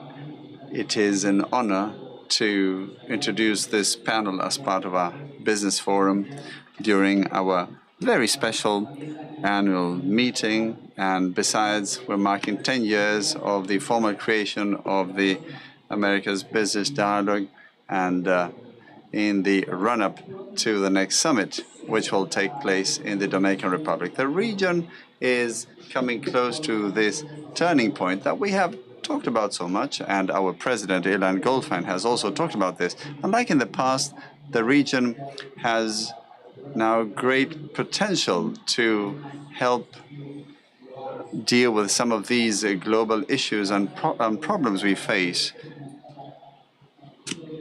For this, it is key to chart collaborative pathways between the public and private sectors. both of which are well represented on this panel. At the bank, as part of the new institutional strategy, we have set out to work with the public and private sectors hand in hand in order to reduce poverty, fight inequality, deal with climate change, and also foster sustainable growth, while at the same time working on cross-cutting themes like gender diversity, equity, institutional capacity, citizen security, and the rule of law. Also, these collaborative pathways in the title of this panel have a lot to do with what was mentioned during the first panel, also endorsed by our president, regarding the new Bid for the Americas program, which aims to create business opportunities and investment in the LAC region while promoting the participation of hopefully increasingly global companies in IDB Group acquisitions. Without further ado, I once again welcome our distinguished panelists. Thank you very much indeed for joining us today. And I would like to start with Maria Luisa Hayem, Minister of Economy of El Salvador.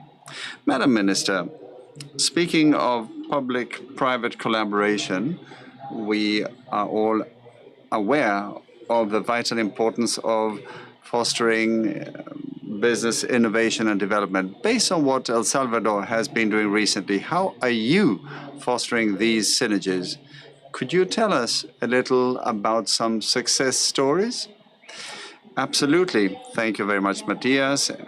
Good morning to all of you. I am honored to be here with you this morning, and it's a pleasure to be back home after having worked for nearly 10 years at the Inter-American Development Bank. I'm honored to be here as Minister of Economy of El Salvador. It's a delight to see some familiar faces, and I would also like to convey my greetings to those who have connected online to join this session. I would like to share with you how El Salvador has undergone a transformation process which has involved seriously the joint work with the business sector. And I would like to share with you some examples in dealing with this major challenge, to see how we have continued to advance the transformation process in a country that was economically stagnant for a long time. We had a lot of issues that were constraints for development. And thanks to the partnership with the private sector, we are putting the past behind. And we have one flagship partnership that we are proud to share with you, and we've got the Google representative here. This is a 7-year partnership with a tech giant and company like Google. And this partnership is very important because it allows the government to adopt technologies that let us offer better service to our clients. At the end of the day, our people. And of course, businesses as well. Unfortunately, in the past, red tape was one of the major constraints for economic growth. And through this partnership with Google, we are doing away with the unnecessary requirements. We are simplifying things, of course, preserving everything that has to do with the health and education of our people, and we're also engaged in digitalization to reduce costs and steps with a view to having a more business-friendly environment that will foster economic growth. This is something we are doing with Google, and we'll also be implementing projects in education and health, in the case of health, specifically on telemedicine, which will also have a major impact on the development of our country. Our work with the business sector is not only on digital. We have also worked on creating talent. We have forged a major alliance with call center companies. So we are now in a position to offer joint training so that young people who go through training can find a job the day after they leave training. So that is the short-term impact you achieve when you work hand in hand with the business sector.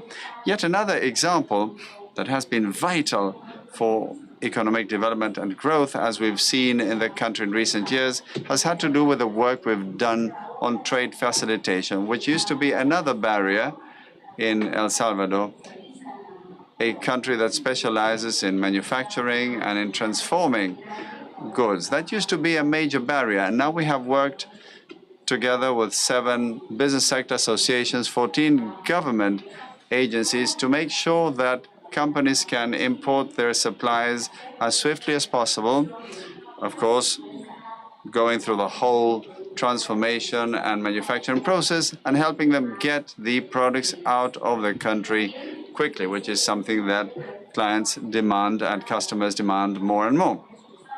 The trade facilitation model we are also applying to facilitate investments, again, with the aim of working jointly with the business sector, identifying any remaining barriers, identifying opportunities, always working together to address these issues. And last but not least, I know my time is running out, I would like to highlight the fact that having advanced a lot towards creating a business-friendly environment for companies in order for them to be able to set up their business and grow, we are also pursuing an aggressive investment attraction policy. And here again, we collaborate with the business sector and work together to talk to potential investors and jointly increase investment in our countries and thereby the number of jobs in El Salvador. Thank you.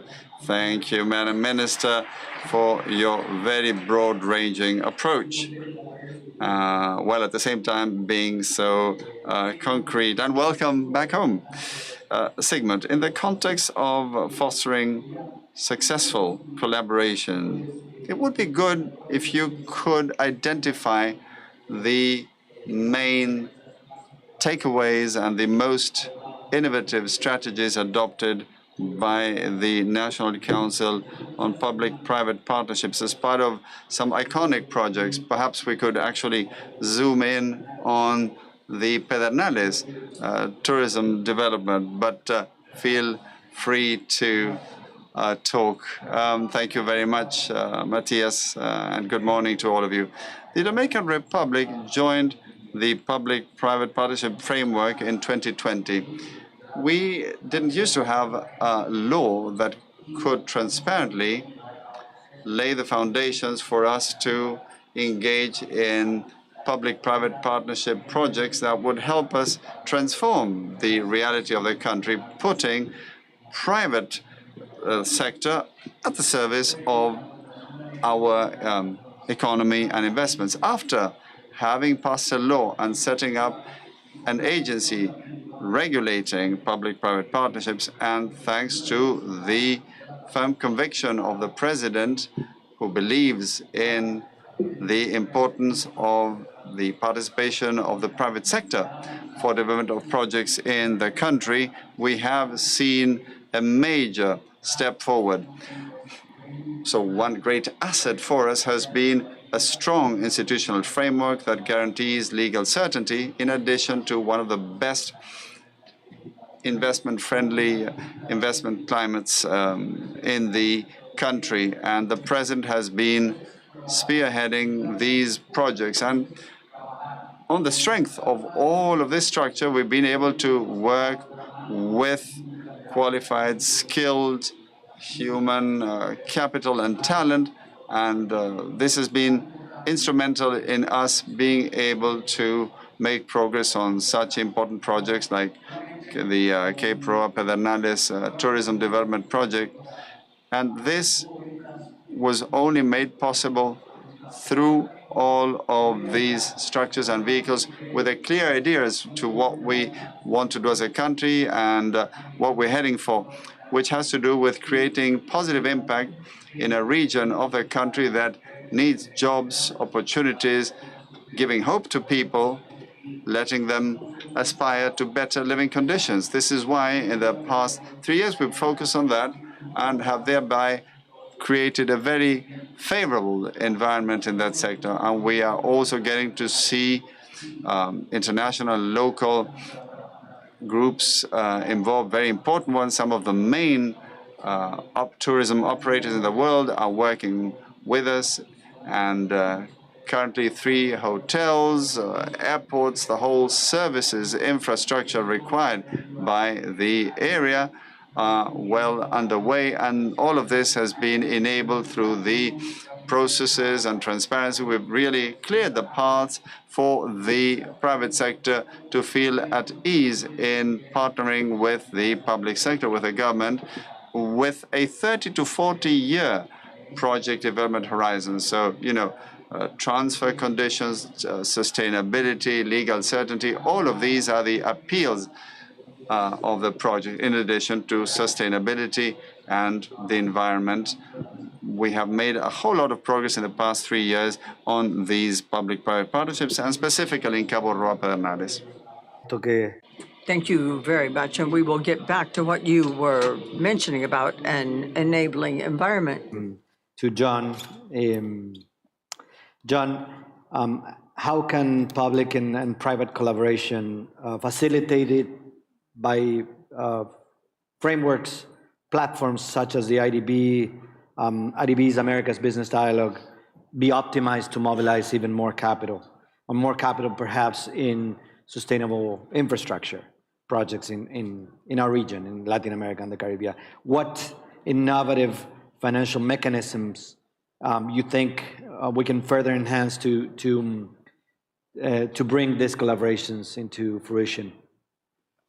Matthias, thank you. Pleasure to be here, and pleasure to be part of the forum and among my esteemed fellow panelists. So as chair of the Finance Working Group of the America's Business Dialogue, Citi sees tremendous value in the platform and its ability to promote greater regional integration in the Americas. The partnership really has the unparalleled strength of representing companies and business organizations from all sectors of the economy in all countries in the Americas. The America's Business Dialogue is an excellent framework to identify opportunities for public-private partnerships that can really bring together, number 1, financial resources, number 2, specialized knowledge, and number 3, critical perspectives that offer comprehensive solutions to complex problems. When it comes to sustainable infra in the region, the America's Business Dialogue and IDB are uniquely positioned to help unlock the billions of dollars needed to address the financing gap. We've probably heard throughout the week that there's some $5 to $7 trillion annually required through 2030, with about half that going into developing economies. Pools of capital are being increasingly directed toward investments with a positive impact profile, with ESG considerations becoming more embedded in the risk assessment, selection, management, and reporting processes for a growing proportion of investors, both in infra and other assets. The growing investor demand for sustainable infra and EM, paired with the push to global net zero, call for innovations in commercial financing while leveraging public funds to facilitate private capital mobilization. Digitization and infrastructure are really key components for developing a robust, resilient, inclusive, and integrated financial sector. On the digitization front, the work of the America's Business Dialogue and the IDB in supporting the deployment of internet access and digital technologies is key for the development of the Americas. It's really the basis for all citizens to participate and benefit from opportunities that are offered in the digital economy. Private sector participation is key to help governments and companies fund projects to strengthen and deploy digital capabilities and infrastructure. Two quick examples to bring this to life from the city's social finance perspective. Last year, we were a lender on an $80 million 2-year foreign currency term loan that went toward expanding higher ed in higher education in Brazil through technology across all income segments. The loan went toward the second largest private higher ed player in Brazil, with 1.3 million students covering 130 campuses and reaching 2,500 distance learning centers. So the loan will really help this company digitize its platform and ultimately touch about 100,000 students. Another example in brief, also in Brazil, a $40 million local currency loan to underserved communities in the region. It was really designed to expand sewage coverage and running water. It was the second access to basic infrastructure loan in Brazil and LATAM more broadly. We were proud to be able to support the borrower, and we really see this as an exciting development to set the stage for IDB Invest Sustainability Week in June, where Citi and other private sector participants will be eager to come away with a new pipeline on the sustainable infra front. In sum, we see deploying local currency, and from the private sector perspective, keeping an open mindset in terms of lending and investing in new markets, as well as driving reforms where each party is taking the best that they are best suited to address. All of these points are working towards optimizing private capital in the region. That's great, John. Thank you, and thank you for the advertising on our sustainability week on June 11. And talking about sustainability, voy a ti, Mario. So a question for you, Mario. With a view to the upcoming Summit of the Americas that will be held next year here in Dominican Republic, what can the private sector do? Que estaban en vertederos a cielo abierto, pues ahora puedan pasar a dignificar su vida, a dignificar su empleo y a tener realmente un empleo que pues de manera provechosa los ayude a mejorar su vida. Otro ejemplo, hace un par de semanas se dio el primer Picasso para la construcción de la primera planta de reciclaje de botellas PET grado alimenticio en el país y en la región del Caribe, en donde el sector privado ha asumido ese rol y ha entendido la importancia del tema de la sostenibilidad y economía circular en el país, por lo cual ya podemos comenzar a hablar aquí sin problema de una industria de la gestión de residuos sólidos en República Dominicana. Visualizando un poquito hacia mediano y largo plazo de ese rol que pudiera también pues jugar el sector privado, yo entiendo que pudiéramos jugar a un rol más profundo. De nuevo, aquí esto es una industria que amerita ser incentivada y nosotros como sector privado y como NUBI nos vamos a convertir en guardianes de la sostenibilidad financiera del fideicomiso público-privado, que como ya mencioné, ya hay casos de éxito que se han ido manifestando a través de estos aportes. Igual, más temprano que tarde, veo en su momento que vamos a estar generando energía a partir de residuos sólidos y, por supuesto, el sector privado aquí ha de tener un rol protagónico. Entonces entiendo, Matías, que con este tema de manejo de residuos sólidos y todo lo que tenemos planificado para el futuro, entiendo que podemos ir be able to apply best practices, and we will be ready for the summit next year. Thank you. Thank you, Mario. Thank you for that very positive communication. Eleonora, all of your colleagues have been right on time in terms of the allotment of time. Could you give us your thoughts about what you consider to be key to encourage this digital transformation in Latin America and the Caribbean, and how does Google contribute to that? Thank you, Matias. I thank you and the IDB for inviting me to take part in this panel. And also, I'm going to make a major effort to comply with my time allotment.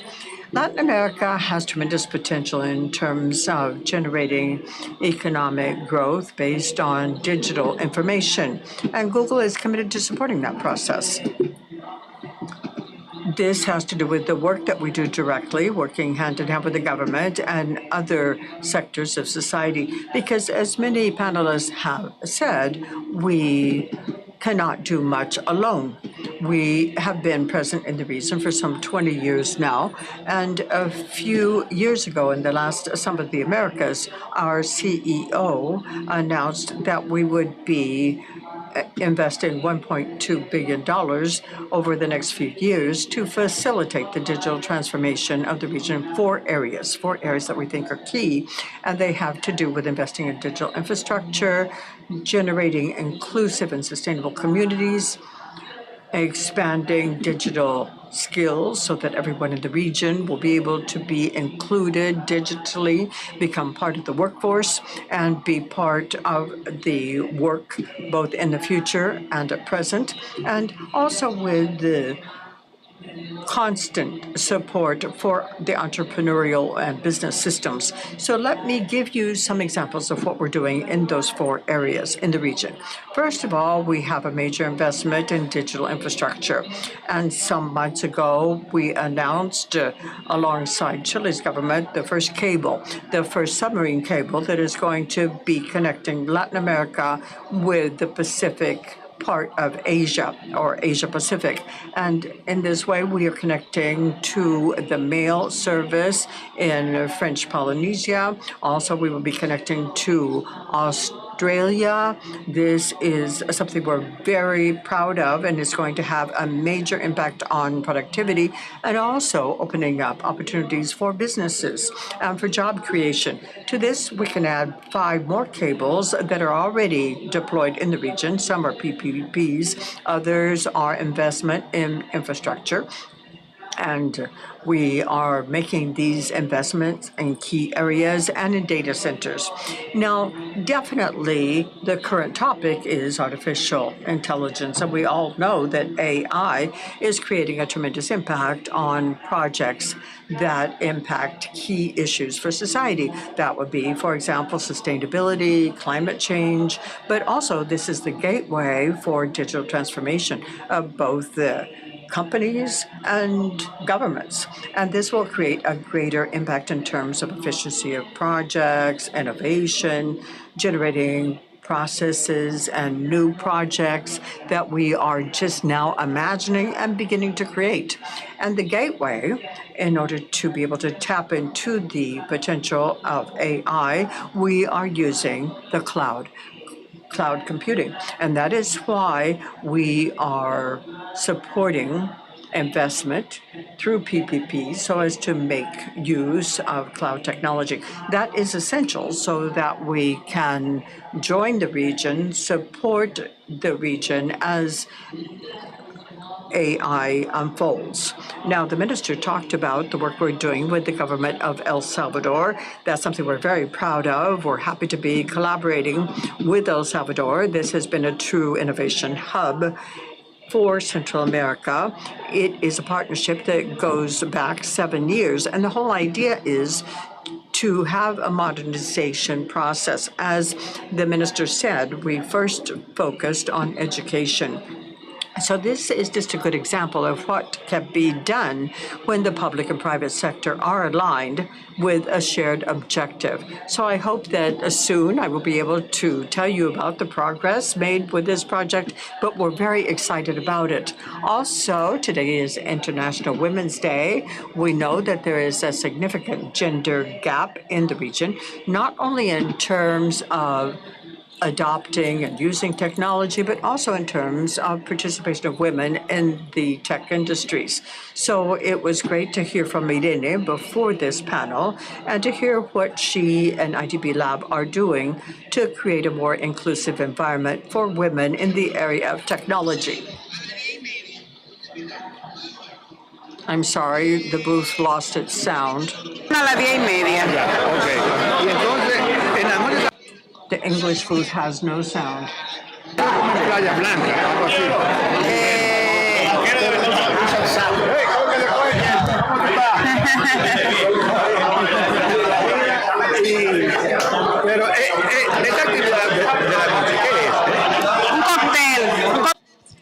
I'm sorry, the interpreters have lost their sound. A mí me invitó el ministro de Finanzas, de Hacienda. ¿A ti quién te invitó? Yo creo que fue el Ministerio de Hacienda. Y está ahí presente. Una nueva inversión de Google. Which is our philanthropy arm. And with IDB Lab, we're working at supporting startups led by women. It's important to create greater opportunities for women to be part of the digital transformation. Muchas gracias y con esto termino mi participación. Espero a tiempo. Thank you, and I hope that I concluded my remarks on time. Yes, you did, and thank you very much for focusing so much on gender. Thank you for doing that in the examples you presented. Now, I go back to you, Maria Luisa. We go from the private sector to a country. So, yes, I know that in El Salvador, Google is playing its role. We just heard about that joint project. But please tell us a bit more about the context of El Salvador, what regulatory policies are being considered, and how can we make certain that those investments that are coming into the country will be more sustainable? Thank you, Matias. One of the first steps that was taken to make certain that the companies that are already in the country, and here I'm talking about domestic and international firms, we wanted them to stay, to grow in the country, and also that they could increase their level of FDI. So we wanted to assure the security of the population, the certainty legally, and some years ago, El Salvador was one of the most dangerous countries in the world. And I can now tell you that El Salvador is one of the safest countries, because without that, it would have been impossible to move ahead with our economic development, and we wouldn't have been able to attract more foreign direct investment. So that has been a vital step to make certain that we could assure good conditions. Now, what we're looking for economically is to have an ecosystem that would provide all of the conditions required by the private sector, going all the way from a microenterprise all the way up to a multinational. We want them to be able to operate and grow in our country, and to do so in an agile form. So it has been important, for example, for the manufacturing sector to facilitate trade there. That was key. But for our services sector, we needed to create talent, and that is what was of greatest interest. So we have gone sector by sector with ongoing communication, and we have had to identify the barriers that existed in the past, what stood in the way of growth, and how we can work with the business sector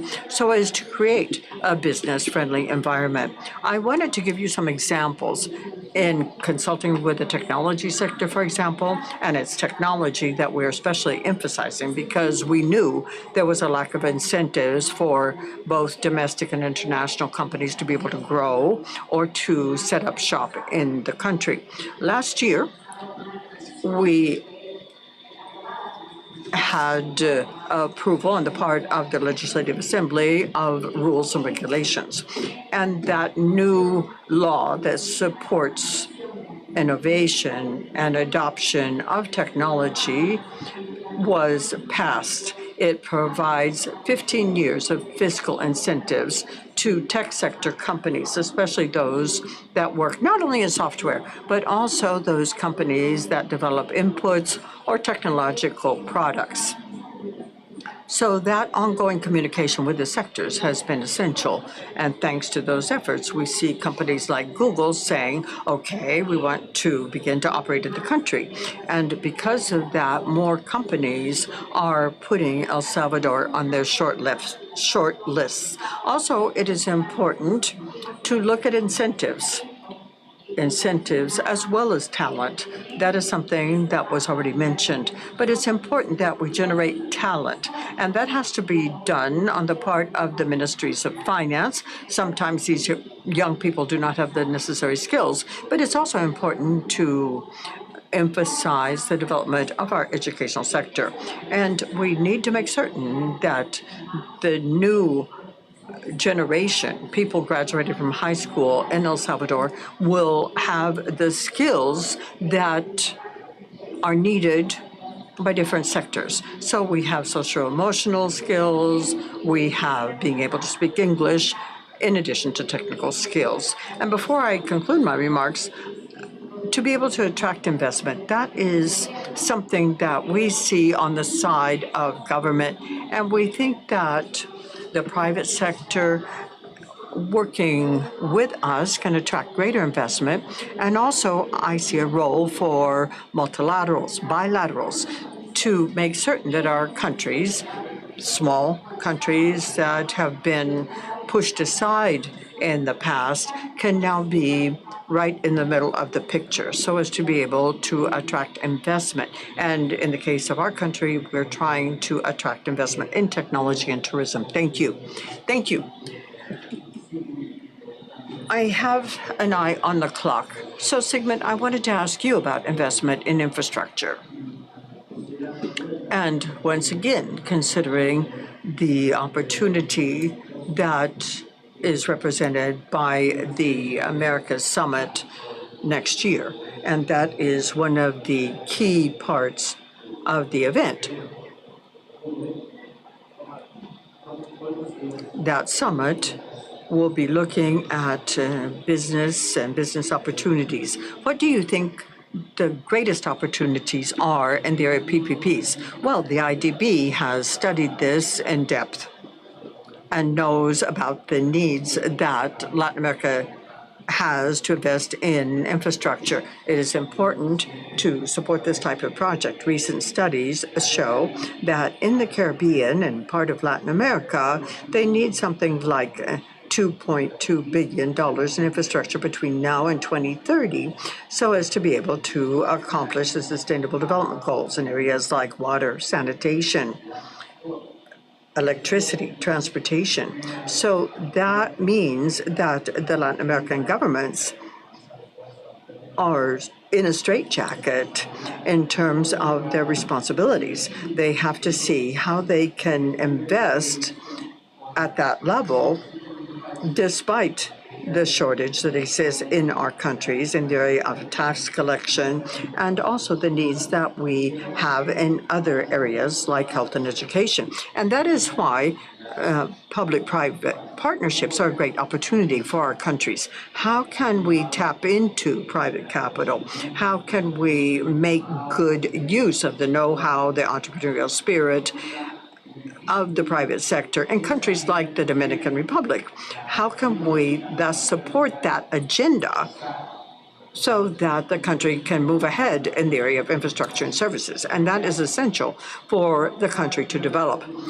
Dominican Republic requires something like 3.2% of investment of the GDP in infrastructure to be able to accomplish this, and we're far from reaching that goal. For reasons we have already described. We have challenges in other areas. We have had to diversify investment. This has been seen with previous administrations, and they have tried to meet other needs. So that public investment law will come at an important juncture, and an important role exists so that we can focus on the most important sectors: transportation, energy, water, also new roads, new airports, so that we can use these tools. They are reliable, they provide legal certainty, assure transparency. Also, they have a clear and precise regulatory framework like this law that provides for long-term, that would be 30, 40 years agreements. So those are projects that we need as a country, as a society, and the private sector can work with us hand in hand and develop this type of project.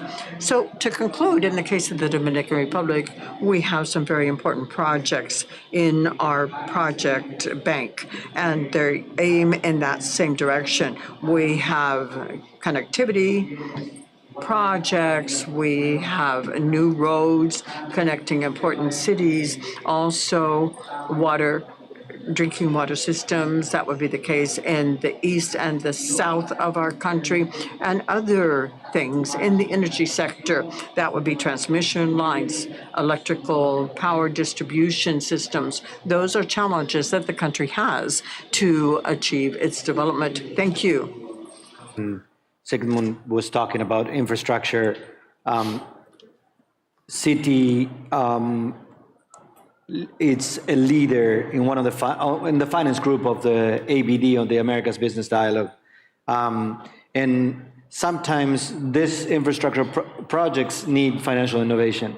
So, how do you see that? How do you see those products, enhance people, for example, and if those financial innovations can tackle the different hurdles encountered by our nations in Latin America and the Caribbean. Matthias, thank you. Last night at the Atlantic Council, I think many of us heard some inspirational words about the MDB reform that is actually underway. So I think there were some wonderful proof points last night that speak to your question. So with that said, the reform has reached some milestones. As President Goldfajn pointed out, this is a transformational annual meeting, but we also see this transformation as an essential task if the world is really to address the funding gap, not only for ENFRA projects, but also for development in emerging and developing economies more broadly. I think that the IDB has been a leading voice in promoting changes to risk appetite, product enhancements. Those product enhancements are needed really to bolster the collective MDB toolkit. The changes in risk posture or the assumption of incremental risk in their product offerings would enable the crowding in of commercial banks and institutional investors, thereby unlocking capital at greater scale. Excelente. In particular, adjustments to products and tools that take on aspects of risk that are commonly difficult for the private sector to take, whether that's an ENFRA fund, a commercial bank, or even the private credit markets. And those risks include things like currency, construction, long duration, convertibility, market off-taker, and more. With an evolution in the role that the MDBs are playing, paired with the private sector participation through an originate to distribute or originate to share model, like we heard this morning, I think we can scale innovative solutions across infrastructure and across emerging market economies. Aquí estamos precisamente para alzar la voz We've done with IDB Invest and Liberty Costa Rica. promover esas acciones para que haya más mujeres en los paneles y en todos los mandos, todos los mandos y posiciones de toma de decisiones. In an A loan format was funded by IDB Invest, and $400 million in a B bond was funded through the issuance of a sustainability-linked bond. It was issued in the international debt capital markets. The financing will enable Liberty Costa Rica to increase digital access to broadband in Costa Rica. It's a perfect example of the kinds of financial innovations that are needed to mobilize private capital. Namely, in this particular case, institutional investors who are not otherwise able to participate in the deal under the AB structure or private placement of B bonds. So it really brought in a new class of international investors. When it comes to the environmental commitments, the IDB group, again, at the forefront, I think the collab between World Bank and IDB that was announced this summer is an example of ways to address sustainability and climate change. I'll try and summarize a couple of themes and conversations we've heard over the past couple of days in the spirit of time. But we really think that financial innovations within the MDB's own toolkits and in the capital markets from the private sector, when they're paired with the structuring and the expertise and on-the-ground presence of commercial banks, will really boost the private sector's participation in emerging economies and help address the region's sustained development challenges. That's great.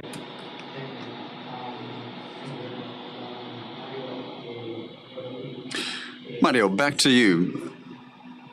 Could you tell us a little bit about the experience with the LUMI project in collaboration with IDB Lab, our innovation laboratory? And could you also tell us about how these partnerships and innovative solutions can help enhance issues relating to environmental sustainability and waste management? LUMI started under an agreement between the Industry Association of the Dominican Republic and IDB Lab. It took place between 2018 and 2021, and it focused on seeking to foster innovation in plastics and in the building sector in the Dominican Republic, in the construction sector. It was certainly successful, as it has help promote a culture change and a change in terms of awareness in the industrial sector in the Dominican Republic,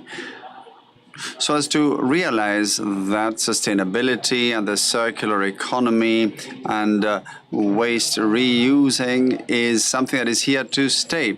We had been talking about sustainability for about a decade already, but through NUBI, with the support of IDB Lab, we created the first integrated solid waste management system, NUBI PET, in the Dominican Republic. So this deals with PET plastic bottles, and we have been fostering under this arrangement the circular economy and proper disposal of over 2 million plastic bottles, which means 5,500 trucks that carry those bottles, and that has all been included in the circular economy. So the PET project has been very relevant to SDG 17, which has to do with alliances to find solutions in the field of environmental sustainability. And I talk about alliances, partnerships, because this includes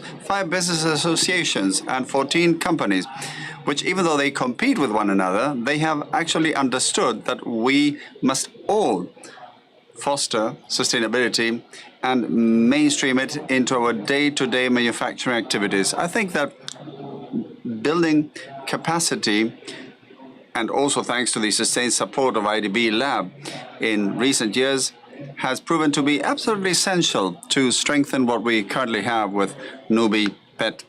And, well, this has led to the success story we can share with you today, which has also given us tools to understand that the process to structure new integrated management systems is not that complicated. So now we're also going to have a project on waste from electric and electronic devices in the country, and we're also going to finalize a management project for these particular items, also thanks to the support received from IDB Lab. And also we'll have an integrated waste management project for packaging and containers.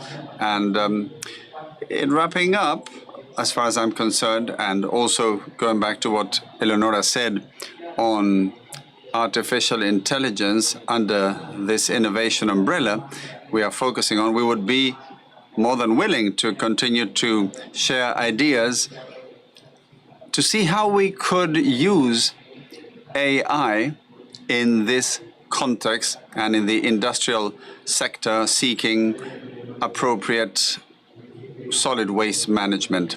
Thank you, Mario. That was a great lead-in for my next question, which is for Eleonora. Could you tell us a little more about the way you see the subject of artificial intelligence and how you see the private sector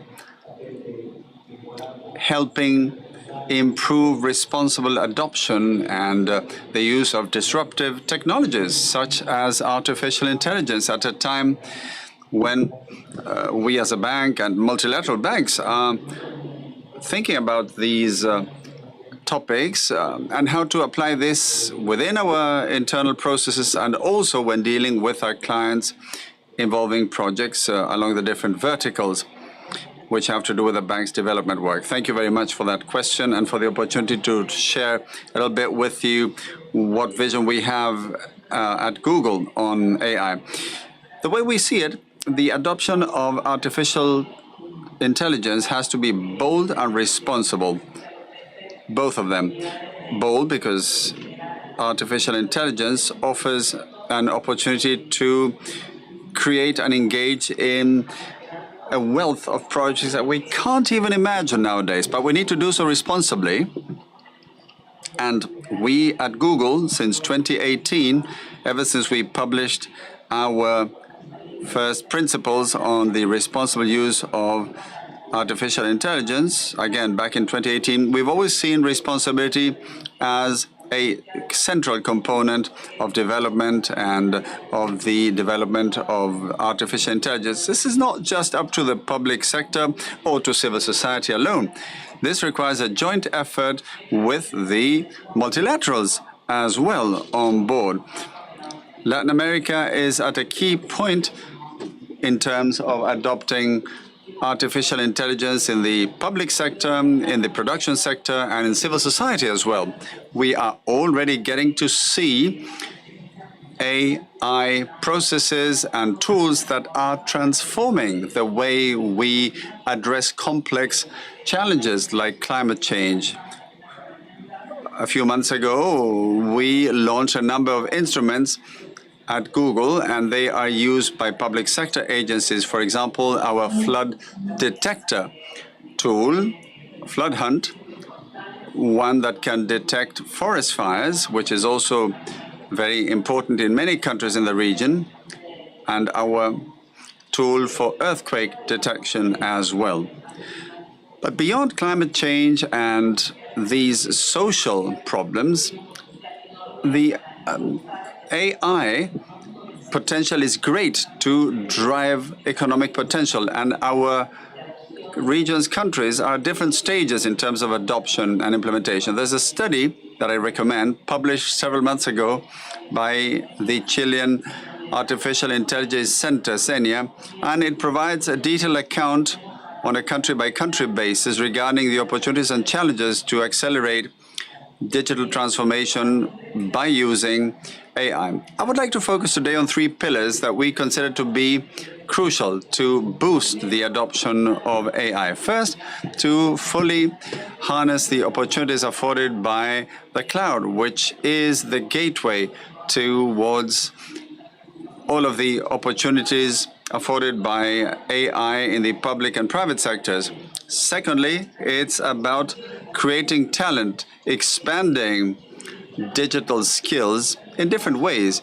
Digital literacy is needed in order for everyone to understand how AI is used, what it is, and specific training and education for those in charge of implementation. There should be a specific task force in charge of implementing AI projects, and we need education and training for innovators, for those who are conceiving of the next generation solutions linked to the use of AI. The second pillar has to do with developing, all of us together, public policies that are conducive to making AI truly thrive in terms of the application in many different fields. We know that many countries in the region are already looking at regulation strategies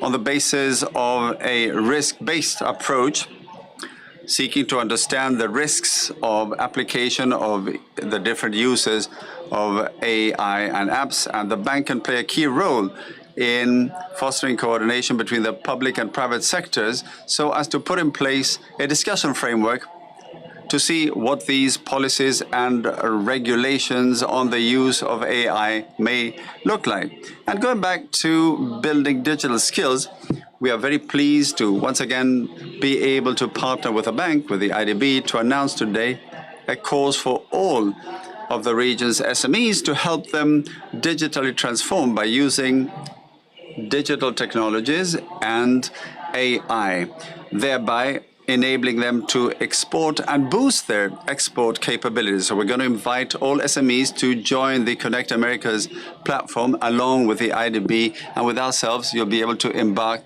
on this journey towards digital transformation coupled with AI and other tools. So we are truly proud and very excited about this new alliance, this new partnership with the bank, and we hope all SMEs in the region may take advantage of it. Thank you very much. Eleonora, that's great. Thank you for that partnership. And of course,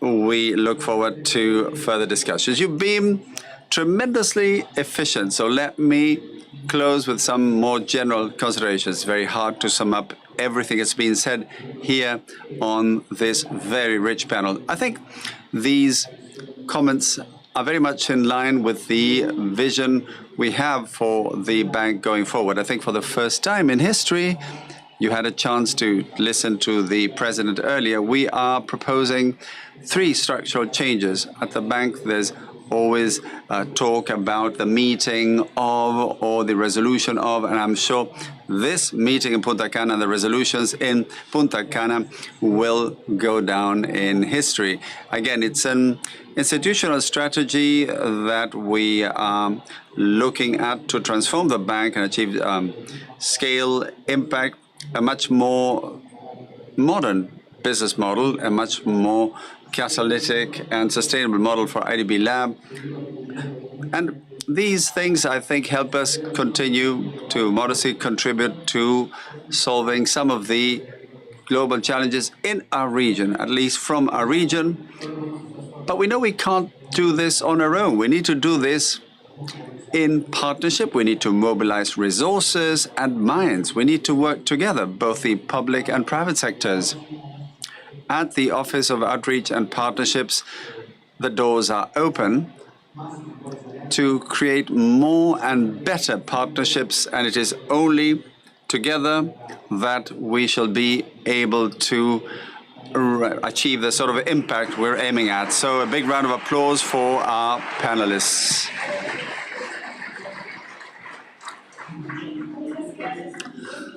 Thank you very much for our panelists for their interventions. This conversation has helped us reflect on the importance of fostering partnerships and public-private partnerships, in particular through the Office of Outreach of the IDB and the Business Dialogue of the Americas Initiative. And now, on the occasion of International Women's Day, we are pleased to announce a special event. We would now like you we'd like to invite you to participate in the Ring the Bell on Women's Day, and we welcome our panelists with a big round of applause.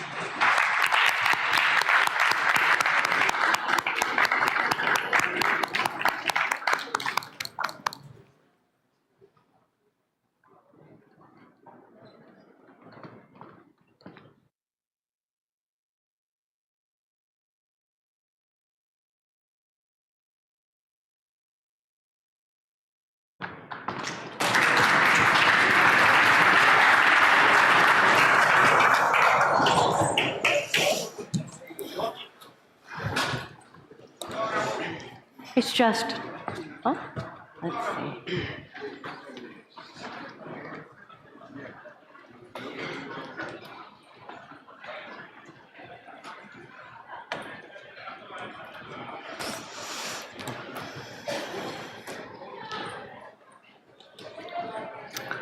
All right, let's go ahead and begin. Hello, everyone, and thank you for joining us here today. It's a pleasure to have you all here at the IDB and IDB Invest annual meetings in Punta Cana. A warm welcome to the 3 women on the stage with me, and to all the financial institutions who've come to be part of this event. I want to express all my gratitude to my colleagues at the IDB Group, to the members of the Board of Directors, to the IDB Group country representatives, and especially to my female colleagues from IDB Group that are here today. It's important that we take a moment during our annual meetings to acknowledge the significance of International Women's Day. Today, as we commemorate the challenges that all women face in the pursuit of equity, we want to recognize the commitment of the 13 financial institutions here today that have signed on to the We Code initiative that is aimed at creating sustainable change in how all women entrepreneurs are accounted for and served by the financial sector. I want to congratulate the Dominican Republic Of the 24 countries around the globe that have been selected to lead the We Code initiative, this country is the first in the region to make an industry-wide commitment to serve female entrepreneurs. Also, as those of you might know, for the past 15 years, the IDB Invest has been a leader in the region in working with financial institutions to accelerate financing for female entrepreneurs. This approach has positively impacted all the lives of thousands of women, allowing them to generate jobs and income for their communities and for their families. At the event where IDB Invest is presenting our new business model, we want to publicly reaffirm our commitment to gender equality, diversity, and inclusion as integral components to our mission to generate impact and sustainable growth in our region. I want to extend a special thank you to the Banking Association, which has been a key ally to IDB Invest on the We Code initiative. I also want to thank the Dominican Stock Exchange, who's here with us today, who continues to demonstrate leadership with the Ring the Bell for Gender Equality platform, together with UN Women and more than 100 stock exchanges around our world. Thank you to all of you for being here, and again, happy International Women's Day. And with that, let me turn the word to Rosanna from the Banking Association. Muchas gracias, Rachel. Thanks very much, Rachel. It is indeed an honor to be here with Katharina and Anna Maria during the annual meeting of the boards of the IDB Group. And today, on International Women's Day, we are signaling to the region and to the world a strong commitment towards the formal launch of the Wi-Fi code, which will certainly make a difference, not only in order to reduce the gender gap in access to finance, inclusion, and banking, but also with all of the information breakdown, it will afford great opportunities to foster public and private policies to economically empower women-led or owned SMEs. Never before had an initiative been able to put into the public-private context the possibility of exponentially accelerating access to products and services to be designed by banks in order to have those businesses grow and micro businesses as well. So we are truly excited and pleased, and with us today are presidents who are on board as part of this project, and we thank the IDB and IDB Invest who have given us support to help us unify the criteria and definition so that we can all together create all of that information repository.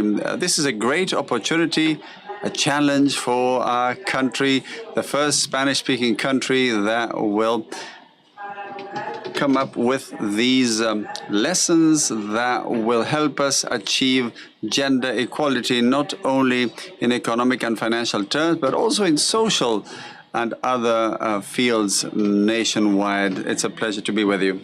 Katerina Faulkner Romero, the IDB Group representative in the Dominican Republic. Muchas gracias. Buenos días. Thank you very much. Good morning. Good morning, Rachel, Rosanna, Ana Maria, and all of you joining us. This is a very special day, and as you will know, at the IDB Group, we are focusing on gender as a major priority for us. And this is something that can't be approached or dealt with only on the public sector side, nor can it be addressed only on the private sector side. We need both of them working together. And that is what we're celebrating today. On the IDB Group side, we are supporting this through several initiatives, WeCode probably being the most important one at this point, but also we are supporting finance for entities that channel resources towards this very significant segment for our region. At the same time, at the IDB Group, of course, we are also supporting the Gender Parity Initiative, which you will be quite familiar with. We are doing so in 9 countries in our region. And in this regard, we can say that we are making sure that the gap becomes smaller and smaller every day. Now, sometimes I take part in events and some people ask me, why? Why is that so important? And not only is it very important socially, but also economically. We now know, we certainly know that more diverse teams are more innovative teams, more creative teams, and usually teams with higher gains than any other traditional team. To conclude, someone gave me a sentence, a quote that I liked very much, because I think it reflects what we're doing here. In Latin America and the Caribbean, there's no shortage of women leaders. There's no shortage. What we need is more women in positions of leadership. That is what we need.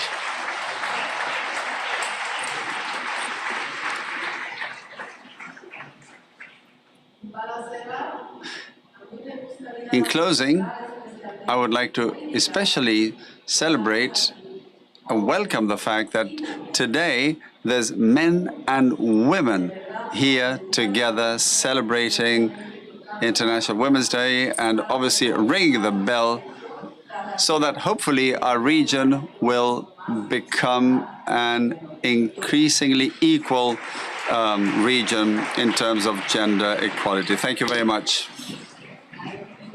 Very much, Katerina, and I have to say that I align myself, and I'm sure my panelists as well, align ourselves to those thoughts.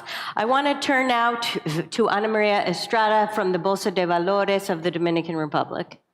Muchísimas gracias. Thank you very much. I wanted to thank all of the wonderful women that are part of this panel. And for me, it is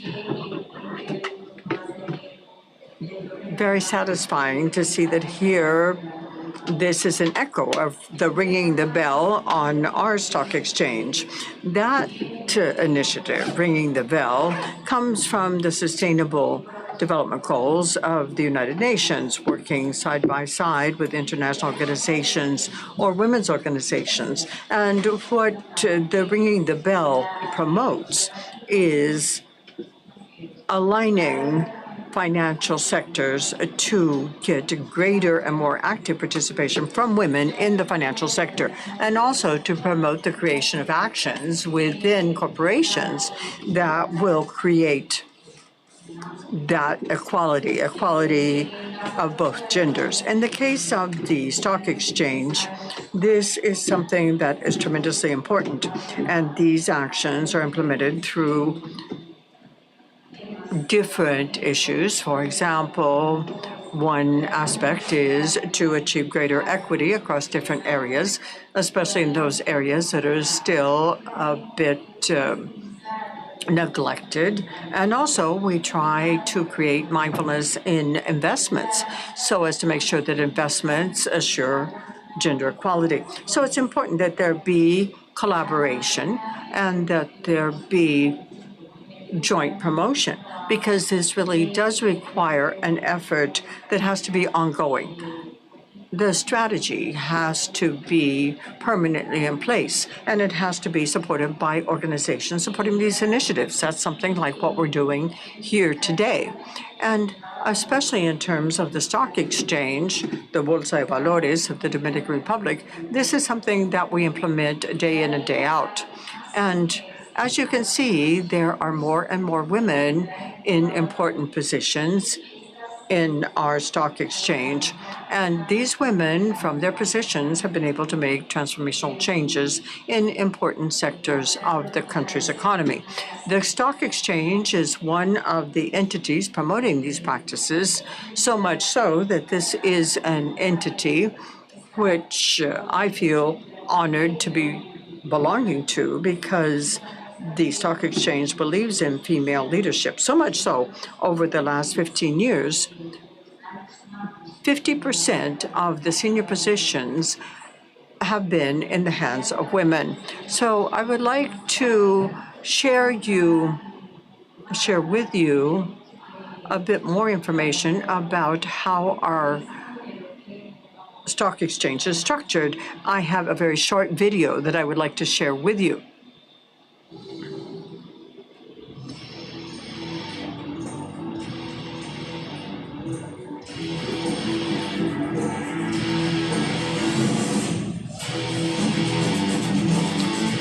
So at the stock exchange, we are 44 employees. 45% are women. 50% are CEOs. 70% of the managerial positions are held by women, and 33% of the directors are women. 75% of new employees are women. 36% of the members of the council or board are women.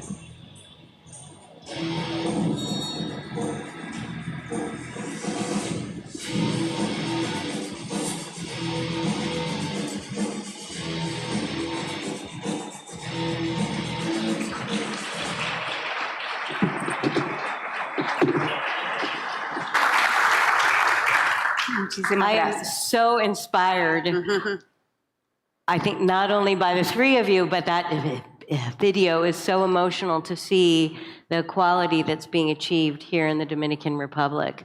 So please, I'd like to ask the panelists to please rise, and I'd like to ask the financial institutions that are here to please join us on the stage, as well as the IDB Group Vice Presidents to please join us, and distinguished guests to come onto the stage as we ring the bell for gender equality. Hola, ¿cómo está?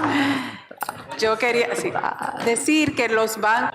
I wanted to say that the banks that have supported this call, 98%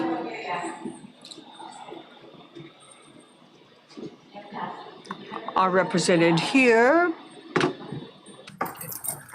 They're going to pass out our bells. Sí, permiso.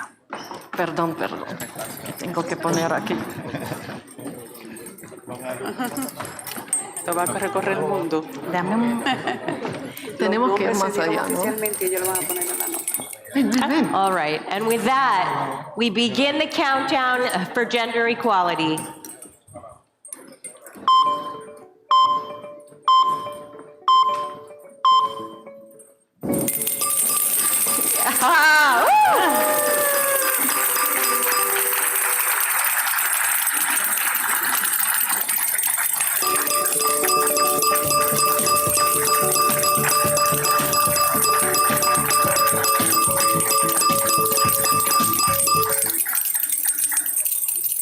And I think they'll hear our echo in Santo Domingo. And with that closes our event. Thank you, everybody, for joining. Gracias a todos. Gracias. Sí. Gracias. Excelente. Lo logramos. Muchas gracias. Hermoso momento y significativo el acto que hemos presenciado ahora. That was a beautiful ceremony. We all understand the importance of women and the role they play in the world. So a strong round of applause for the women here who are empowered. Thank all of you for being here with us. It has been an honor to be part of this session. Yes, and I wanted to thank everyone who has been with us, people who are connected via live streaming, and the people here in the room. Remember that you can upload your questions with the hashtag Asamblea IDB. It's a pleasure to remind you that lunch will be served in the Santa Fe room. So enjoy the rest of your day.